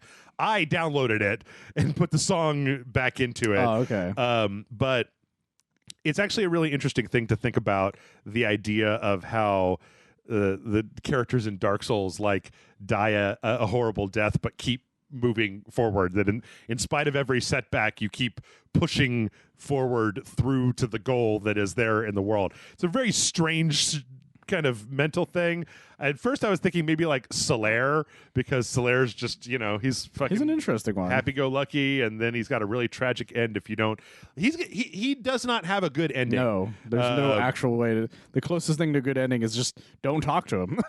No, and even then, it still plays out. you can summon him for the last boss fight. You can? Yeah, you have to save him because he's looking for the sun, and if you leave him alone, eventually he comes down into the demon ruins and he finds these like face hugger crabs that look like a sun and they have light coming off of them, and he basically gets like one of them on him that parasites him, and then he attacks you and you have to kill him. But if you go into the place where those are and kill all of them off, then you meet him again, and he's really the last dialogue you have with him is he's super dejected because he's been looking for his son, like SUN son, and he's never found it. Like that was where he was going, and then he never found anything because you went down there and cleared all the bugs out. But then you can summon him to fight Gwyn at the very end of the game. I had no idea. I never really played the games very well. Also, it's incredibly difficult without like a walkthrough to even know how the fuck to do it, because you've got to like summon him into every boss fight, and then like he has to survive, I think, every boss fight. Oh, that does sound difficult. I'm trying to think. Doom Guy? I'm just trying to think of my Doom favorite Guy's games. great. Like Dante is another answer I probably would have. Yeah. Because Dante is just the guy who's he's gone through so much shit, but he's just willing to just joke about everything that he does. And he continues to buy pizza, even though it's probably terrible for him. The problem with so many video games is that like the person in the video game, their general way of operating with the world is murdering everything they come across. true. And it's kind of hard to like forget that. It's hard to just say the villager from Animal Crossing because it's just you at that point. Right. Like the sim of me in The Sims. My sim. That has a way better life in The Sims. Who died from not being able to swim for very long. Because they're like a computer programmer and not a fucking YouTuber. Exactly. It's a tough one. That's the thing about games, is that I don't have as many game role models as I do other things. Yeah, is a thing. Like I have plenty of comic book answers. I've answered that one plenty of times. I would say like in movies and TV, I was thinking like here's a go back to DC where it's like I love Superman, but there hasn't been a good Superman in forever. Yeah. So Captain America. Captain America's a good answer nowadays. America's ass, just doing the right thing. It's funny because one of my answers, because besides Captain Picard, because Picard is the fucking boss, as well as Kirk, because both of them are fucking amazing. Both those motherfuckers could sit down. Benjamin Sisko is the greatest captain in Starfleet. That's fair. He punched Q in the face. But one of my answers is actually kind of funny. Is it's actually Michael Bluth kind of thing, because I've been the brother who has to help all the other siblings kind of thing, hold the family together. Yeah, like I had that feeling for a while, because it's one of those things where my brother won't talk to one person, but everybody talks to me kind of thing. Right. So a lot of the times we're like, well, why don't you just talk to your brother kind of thing, or like, and I'm very much a family first kind of person, even though sometimes it doesn't always help me out in the end. Except for that one time you're going to move to Phoenix. That turned around. Exactly. But that's the thing, is like Michael Bluth, for at least the original Michael Bluth, because season 4 and 5, his character gets all fucked. Yeah, he does. Thing. Like that Michael Bluth was like a guy who he had his shit together, but had to deal with the weird things that his family has to deal with constantly. Mm-hmm. And I loved him for that. And I always felt like the Michael Bluth of my family for quite some time. All right. He was one of my weird ass role models for some reason because of it. It works for me. Let's see. This next one comes in from Paul. Paul says, "Hey, Jeff and Michael. With the recent announcement that VR functionality was coming to Dreams, I wondered if you felt that there was a legitimate future for this title and whether it could serve as a game changer for VR. Whilst technically impressive, it seems like Dreams has struggled to capture the interest of the broader community compared with the usual titans like Minecraft or even Animal Crossing in terms of the cultural impact of some of the tales of player creativity. Whether this is down to the relative complexity of building anything decent in Dreams compared with Minecraft, or just that the game doesn't have the personality to engage a wider audience, I'm not sure, but I'd be interested to know if you think that Sony can leverage VR in a way that can make Dreams a real success. Thanks, as always, for the hours of great content that you've made in the past few months a little easier. Your listener and patron, Paul from London." And then he says, I don't know if you've ever seen this. He says, P.S. As a fan of both Gordon Ramsay and Resident Evil, I don't know if you've seen this picture, but I thought it'd be right up your alley. It never fails to make me chuckle. And it's like a 2-page comic where Nemesis puts the bread on Jill's face and says, "What are you?" And then she says, "A Jill sandwich." That's amazing. It's pretty incredible. I love that. I really love this. Even though everybody should know that y'all know, right, that the idiot sandwich thing, that was like a skit for like a late night I think it was show. No, it was. Like, it wasn't a real Yeah. thing because it was the lady and then the other guy was like a famous comic. Like, it was a skit. Oh, okay. It wasn't a real episode of Kitchen Nightmares. It was like a bit that they were I want to doing. put it past him though. That's the thing. Yeah. So, okay. Dreams. So the thing is that I don't look at Media Molecule games as I don't think that they ever expect those to sell, to be like big blockbuster sellers. I really don't. I think that they kind of just give those guys cash and let them make like art. So what did they make prior to Dreams? Little Big Planet. Little Big Okay, so Planet they're 1, Little Big Planet 2. Well, those did do well originally. I Those think they did first two. okay, but I don't think they were ever like, compared to like what they were doing at the time. is the sure. thing. Yeah. So they sometimes they think they feel like they might do well enough, at least is the main thing. I mean, I guess they have trotted out Dreams front and center, but I just can't see where anybody, like, if you look at like what it takes to make something in Dreams, It's really intense. it's very, I mean, there's a lot to it, to the point where, like, in Little Big Planet, it was like, put up a bunch of stickers, here's some rotating platforms, boom, you got a Little Big Planet level, right? Yeah. And people have made really complicated things in Little Big Planet, but people make computers in Minecraft, Yeah. using the fucking Make redstone and shit. calculators and shit all over the place. Yeah, like there was one thing I saw in Minecraft where it was like they made like a giant, like a low resolution cell phone screen where you could like take a picture and then pipe it through this thing that would bring it somehow into the game and then put that picture up in like low resolution on this giant screen in Minecraft. Well, I remember them making like an actual playable Pokemon in it, if I remember correctly. Yeah, Like that's the thing. The thing people are able to do with these things, and I think that is one of the reasons Dreams isn't as culturally relevant as Minecraft is. And what was the other one that he mentioned? Animal Crossing. Animal Crossing. I mean, I don't think Animal Crossing falls into that because It's Animal not Crossing necessarily isn't the same. It's sort of. I mean, like people have made like movies and like recreated music videos and done stuff. Yeah, but it's like I get why he says it, but I'm not saying it's the exact same thing. But I would have just mentioned also Little Big Planet itself, because even Little Big Planet had a little following for a while. Yeah. Like people made first person shooters in Little Big Planet. Yeah. Kind of thing. Somebody recreated Super Mario Maker Exactly. in Little Big Planet. And but the stuff you see that people do in Dreams is also on that caliber, if not even more. Yeah. But the issue is that it's too much of a blank slate. Yeah. To the point where there's nothing, because at least with Little Big Planet and Minecraft, there's the guys, like there's Steve and then there's Sackboy. Right. And even in Mario Maker, you have Mario, of course, kind of thing. Like you have something to cling on to begin with. Yeah. Whereas with Dreams, it's like, here's a blank slate, go for it. And you can download assets that people have created. Yeah. That's why they banned the Mario one that they made, kind of thing, because people were using that. But that's the thing, is that like I feel like with the VR stuff, it could possibly make Dreams even better, and it might actually start getting people's attention, because you can make some really intricate things probably that you can't do on Mario Maker or Minecraft, that Sure. kind of thing. And maybe, just maybe, we'll get some really cool shit out of it. I think one of the biggest drawbacks for me for Dreams is that it's so intricate. I'd rather use a mouse and keyboard for it. Like, it's got this very artistic front end for this very powerful programming and art tool, where I'm like, I think I'd rather, I don't know. Dreams starts to get into that thing where, like, if I was going to take the time to learn Dreams, I might as well take a course on Unity, because like I can see that. or like, like I'm not saying it's like get like a Rock Band type of situation. It's, what it is, it's like learning to play the drums on Expert on Rock Band, where it's like you should just play the drums, because at this point you are just playing the drums. And like once you get to the level of detail in some of those programming scenarios in Dreams, I feel like you're very much a half step away from going. But you know what? It's hard for me to say, because I feel like I'm going back to Jeff is old.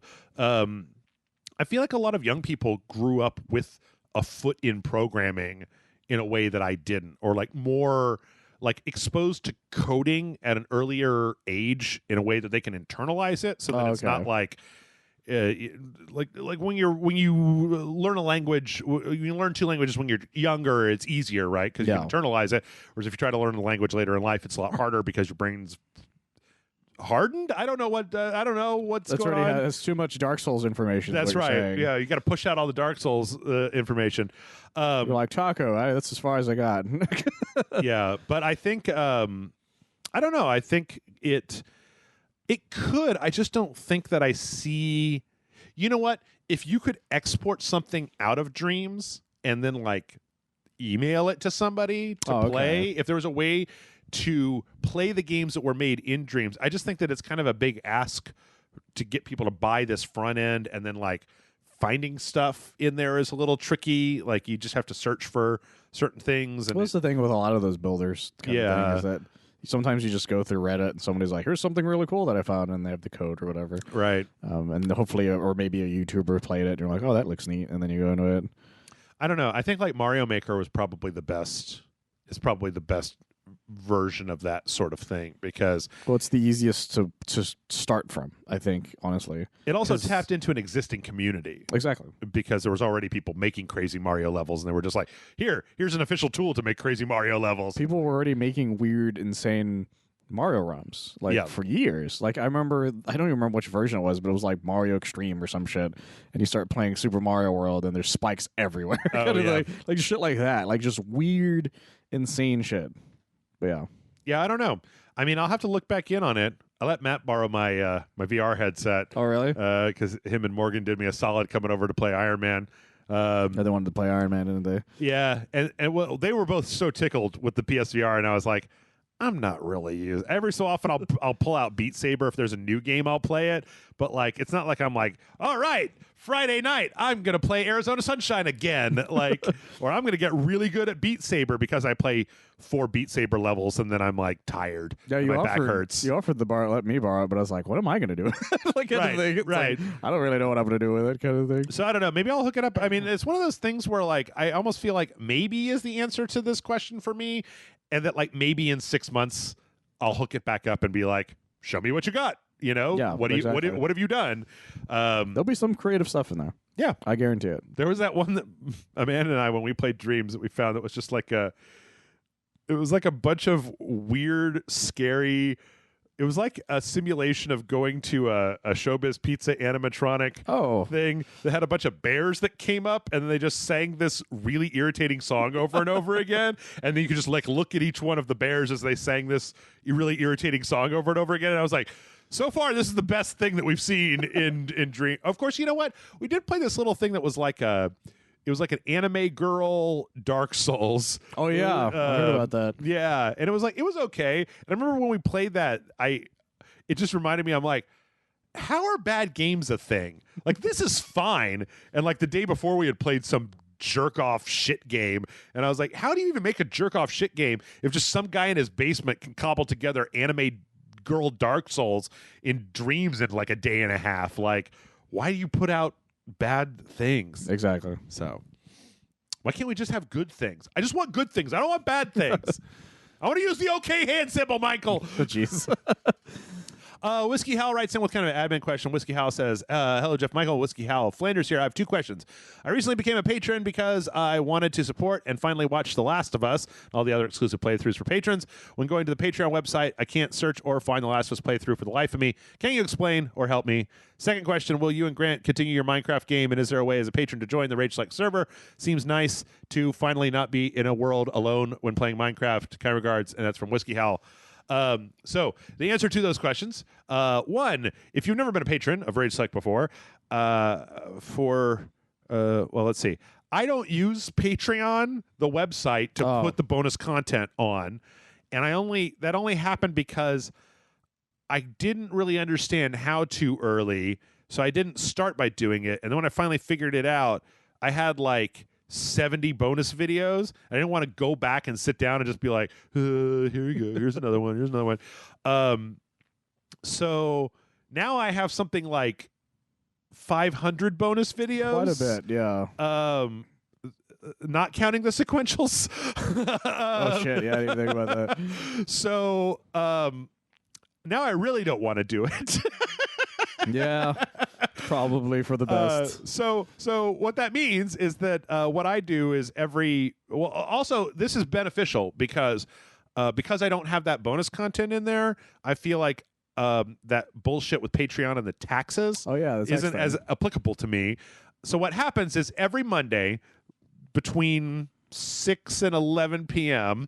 Perhaps. I send out an email to everybody that's a patron with the email address you use when you sign up for Patreon with a fucking fuck off big list of videos, as well as a fucking attached spreadsheet that also has a big fuck off list of fuck off videos, and then links to whatever the current fuck off 3 videos for the week is. Yeah. As far as the Minecraft server goes, there are some very specific things about that. One, I'm only given access because it's a realm, which means I can only have like 10 total people on it. Ooh. And I think I've got like 6, including Grant and I, maybe 7. It has to be the Java version of Minecraft. So there's a Windows version of Minecraft and a Java version of Minecraft on the PC. The Windows version of Minecraft is the one that has crossplay with the Switch and the Xbox and the PS4. Oh, okay. The Java version of Minecraft is the one that you can play with people who have Macintoshes, which is what Grant Davis has. Yeah. So, unfortunately, if only or whatever you have is only the console version of Minecraft, I cannot invite you. We tried this a whole bunch on the first taste that I had set up. If you do have the Java version of Minecraft on the PC and you have to be a $5 patron, you have to be on the Discord server, and you have to just ask me and give me your Minecraft username, and I will add you. There are a couple spots left. And then if we get full up, we'll start a thing where we either rotate or ask people that aren't hanging out there anymore to relinquish, and we'll, let them on. But I actually was in the Minecraft channel on the Discord, and after Grant and I's disastrous foray into the Nether, our main Minecraft person on the server has like this huge checklist of ways to try to make the Nether a place that Grant and I can go. I asked jokingly during the episode for them to create a minecart roller coaster that just goes through the Nether and shows us everything, so we don't have to do it ourselves. And I think they might actually do that, Michael. Oh my God. It's kind of like, that would be really cool. That would be cool. Or I think the other thing is that Good luck, guys. We might do an episode where we bring everybody else that's on the server with us to be like our guardians, since neither Grant nor I is very good at playing Minecraft. Oh, okay. Which I found out. I was like, oh, maybe if I hit these guys, I'll get experience points to become more powerful. And I looked on the wiki, and it was like, no, those guys just kill you in 2 hits, no matter what. And I'm like, well, I don't know what to do about that. So Minecraft. Yep. 10-year-olds play this. I don't know how to play Minecraft. Okay, Austin writes in and says, hey, Rage Light Crew, Austin here, longtime listener, first time writing in. For years, I thought people who bought and played Nintendo games were, I always saw them as grown-up babies who still wore diapers and drank milk from a bottle. What the fuck? However, since I bought a Switch, my thoughts on people who play Nintendo games has drastically changed. Since now I've played Mario Odyssey and some of the Zelda games and even Smash Brothers, I am now excited for sequels or other games in these variety, even though sometimes I still raise an eyebrow on those who are excited for something like Toad's Adventure or Yoshi's Yarn game. My question is, have you ever looked down on a community for a game, console, movie, or song, but years later you've tried what they were playing, watching, or listening to and actually like it? Love the channel, keep kicking ass. And that's from Austin. Austin, just before we start, I don't want to I don't want this to come off as like a coming at you, but that whole like kiddie Nintendo thing is largely the Wii. Yeah, it was actually for a while. Because the GameCube had like Resident Evil 4, Killer 7, Eternal Darkness. It had a lot of shit on it. Like some real dark ass games, Yeah. right? And then on the Wii U, Bayonetta 2, Fatal Frame, like Well, the Wii had a couple games. it did. that I loved that were very, very M-rated. Yes. Mad World, yo. Yep. Love Mad World. Yep. No More Heroes 1 and 2. What was that really horrible Devil's Third. Oh yeah, it had Devil's Really Third. terrible. That was another one it had. Yeah, It's like an exclusive. it was pretty bad. But yeah, there was a lot of weird shit on the. Yeah, the Wii was the one that was known as the for kids or old people. Well, because they shifted. They started marketing in that direction. Yes. And then they realized that they couldn't do that forever, and so they tried to like peel away onto the Wii U, but nobody bought a Wii U. But I mean, remember, like, wait, Xenoblade was originally on the Wii, but then they re-released it on the Wii U, and then they re-released then it the again on the 3DS, and then the 3DS, Switch. and then the Switch. But like, there have been more grown-up games not for babies. You just need to know where to look. It's really what it came And there's down also to. plenty of baby games on the PlayStation. It's not And like the Xbox. and the yeah. Xbox. It's not like the fucking Xbox was just like, "Grrr," It wasn't just only Gears of War level like gruesomeness on that system. Yeah. Kind of thing. Yeah. Or PlayStation, yeah, kind of thing. But I understand where that's coming from. I understand. As far Yeah, as that's fair. looking down on a community game, console, movie, or song, and years later you tried it and you liked it, of course. Yeah, everybody Of has course. that. Yes. Plebeians, as they call them. For a long time, I was really like when I was a teenager in the 90s, I was very shitty about 80s music. I was like, fuck all this fucking hairspray horse shit. This is grunge. We're disaffected youths. We don't care, man. We're just fuck you guys. You guys were all just like, ooh, cocaine, and look at me, it's the 80s. And then like later on, I started listening to 80s music, and I was just like, all right, this shit is catchy as fuck. Like Super catchy. at first I was quote unquote ironically listening to it, and then as I got older, I was like, I just like this. It's fine. I like Twisted Sister. All right, it's fine. Anybody who's going to judge me for that, you can fuck off. You can fuck off. Yeah. I will sometimes listen to "I Think We're Alone Now" by Tiffany, and that's a banger. That song is a banger. It's already like, stuck in my head now. Now yep. that you said it Yep. right away. Yep. Minecraft, famously, Jason and I That happened to a lot of people. real shitty about Minecraft. I would love to say that's my answer, but it's not. I've never played Minecraft. What's your answer? Dark Souls? There was a lot of You just still need to get music over. stuff. Yeah. There's a lot of music stuff the same way.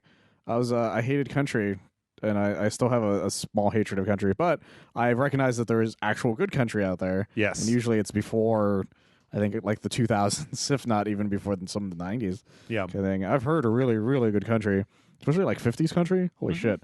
50s country is fucking rad, kind of thing. Same with like up until about the 80s. Because after that, it's just all pop country, I think is what it's called nowadays. But yeah, that's one of those things. Also, this is a funny one because it was that's one that went up and down. Pokemon, because as a kid, because of course when I was a kid, Pokemon was the rage because you're a kid kind of thing. And then I hit my teens, and I started all my Fuck friends. Pokemon! Exactly, all my friends were, or not all my friends, but chunks of people and some of my friends were still playing Pokemon. I was like, you motherfuckers are still playing Pokemon, kind of thing. Was my thought process. Bunch part of the milk reason, chugging babies over here. basically, and part of the reason was I didn't have I didn't have a Game Boy. I didn't have any of the Game Boys past the original Game Boy. Yeah. Until literally the original DS. I went from original Game Boy straight to DS. Nothing in between. Wow. You missed the whole GBA. I missed the entire GBA unit. That was a great. timeframe. That was the clamshell And- GBA was. And Whew. that was one of the reasons I wasn't like, oh, I'm going to play Pokemon, because I didn't have a way of playing Pokemon, so I was very bitter about it. And so I was the kind of guy who was like, guys are still playing Pokemon? What are you, stupid? And then I left, high school, and then when I entered college, everyone was playing Pokemon. Yeah. And then I got back into Pokemon, and then I was like, oh, wait, Pokemon's awesome, kind of thing. And that's one of those weird ones that happened to me. You know what? I mean, like I think that. So, Austin, I'm going to tell you, like, the thing that I have really come to, a lot of the examples that I could give to answer this question would be very old, is the older I get, and especially being somebody who's run a website where you have to say what you think about things Yes. over the years. What it's come down to now is there are things that I am not a fan of, but I, at this point, have eradicated the part where I judge the people who do like it. Yeah. Like, if you like Twilight, legit like Twilight, that's your business, brah. Like, Good for you. I'm glad that you got enjoyment out of something, because I mean, like, if you're into something that I'm not into, if you love fucking, I don't know, cilantro and wrestling, if you like to just like watch wrestling and eat handfuls of cilantro, I'm glad that's making you happy. Good for you. I guess. don't have any. It doesn't enhance my life at all to make you to try to make you dislike something that you like.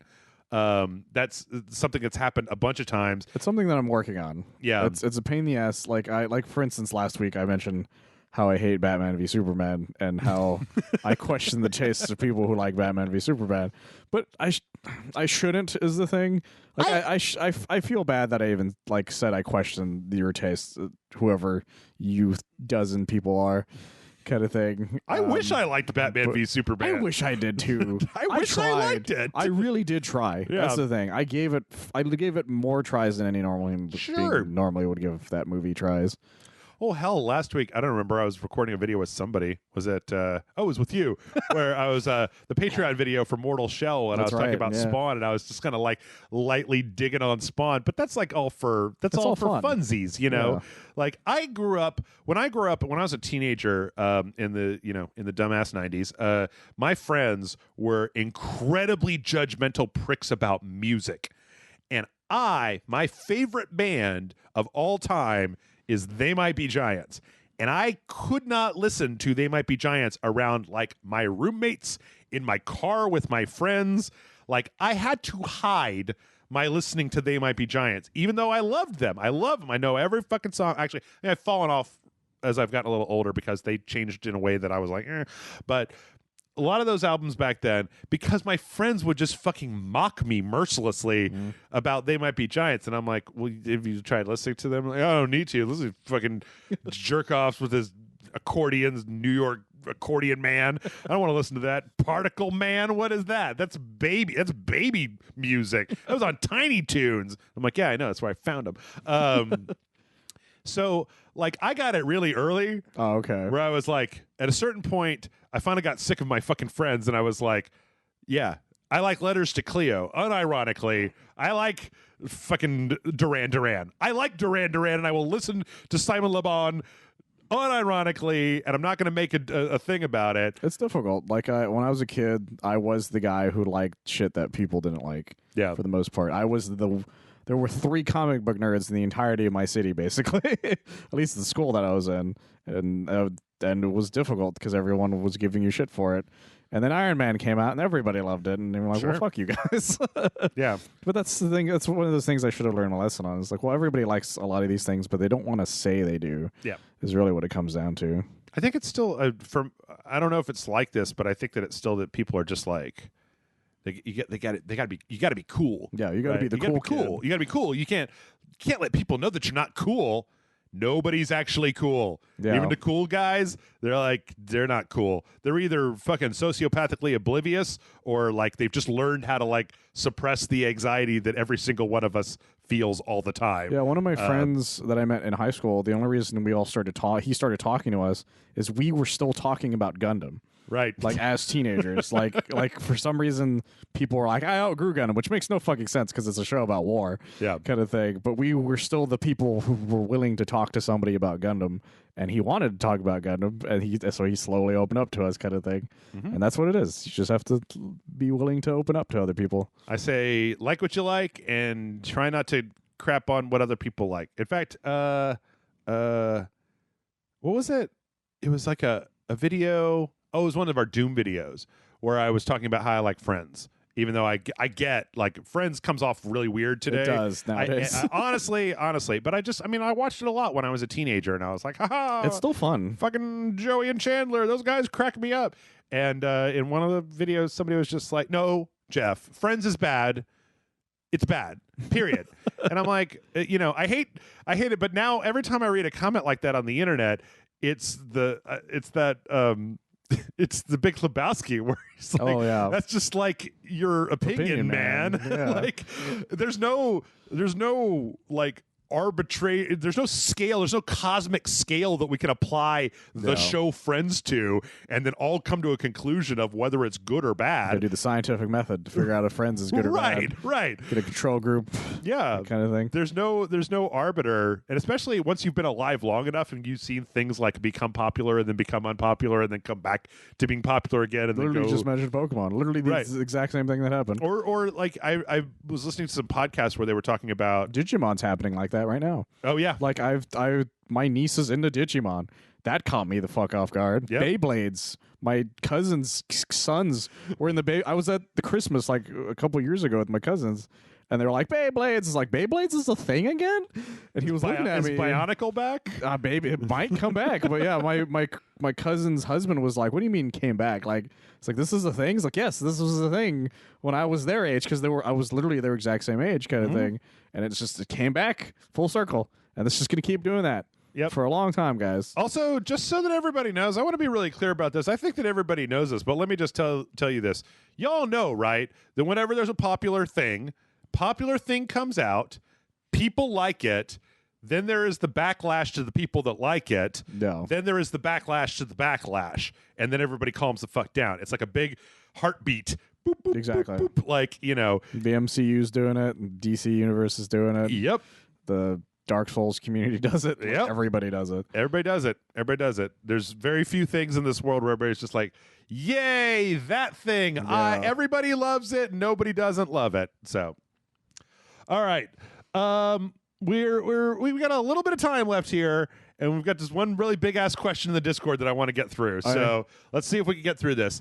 This is a heavy one, everybody. Don't put your poop pants back on, but just strap in, sit down, spit out your drink, or swallow it. Either way, I mean, whatever you feel. IT Johan writes in and says, hi, Jeff and Michael. Long post incoming question first, so you can read it and decide if you want to answer it. If you don't, I still want to wish you a good day and thank you and Matt for Pacific Rim, and is looking forward to that Sonic. This is when Matt and I did the watch along with Pacific Rim for Gigantic He wants to do a Sonic. He wants to do a Sonic. I still haven't seen. That's Sonic. right. You haven't seen it. I haven't seen it. I got a lot of shit where I'm just like, I don't care. I still haven't seen Cats yet. Like, I haven't seen Cats either. It's on HBO now or something. A stretch goal on Patreon where I'm like, if we get up to $5,000 a month, I will watch Cats. And they'll be like, that's not worth it. I'll be like, I know. Yeah, we did that with Kakarot, where it's like, we'll do a full playthrough of Kakarot if we get up to like over 9,000. Right. If it's over 9,000, we will play Kakarot all which the way I to will the still end. do, by the way. I've had him promise me that he would do that, but it will never happen because we'll never get past that point. Sure. If you guys want, if y'all do that, was it per video that I said? It has to be over 9,000 per video. I don't remember if it's per video. I think it's just 9,000 a month. Per month. I'll say per month. I think it was per month. And it only has to be 1 month. And then I will play through Kakarot. Yes, it's still on the table, guys. You guys I have the DLC too, and we can do that. You guys want to fucking kickstart Jeff's worst playthrough of all time? I'm just like, I'll play the in-betweens, level us up, and it'll be fine. Yeah. And that is our show for this week. Mail@rageset.com is email address to send in your questions to. And don't forget to check out more from Michael over at oneofus.net. Remember, get the Patreon. Patreon.com/RageSet. Over 9,000. I'll totally play Dragon Ball. Totally play Dragon Ball.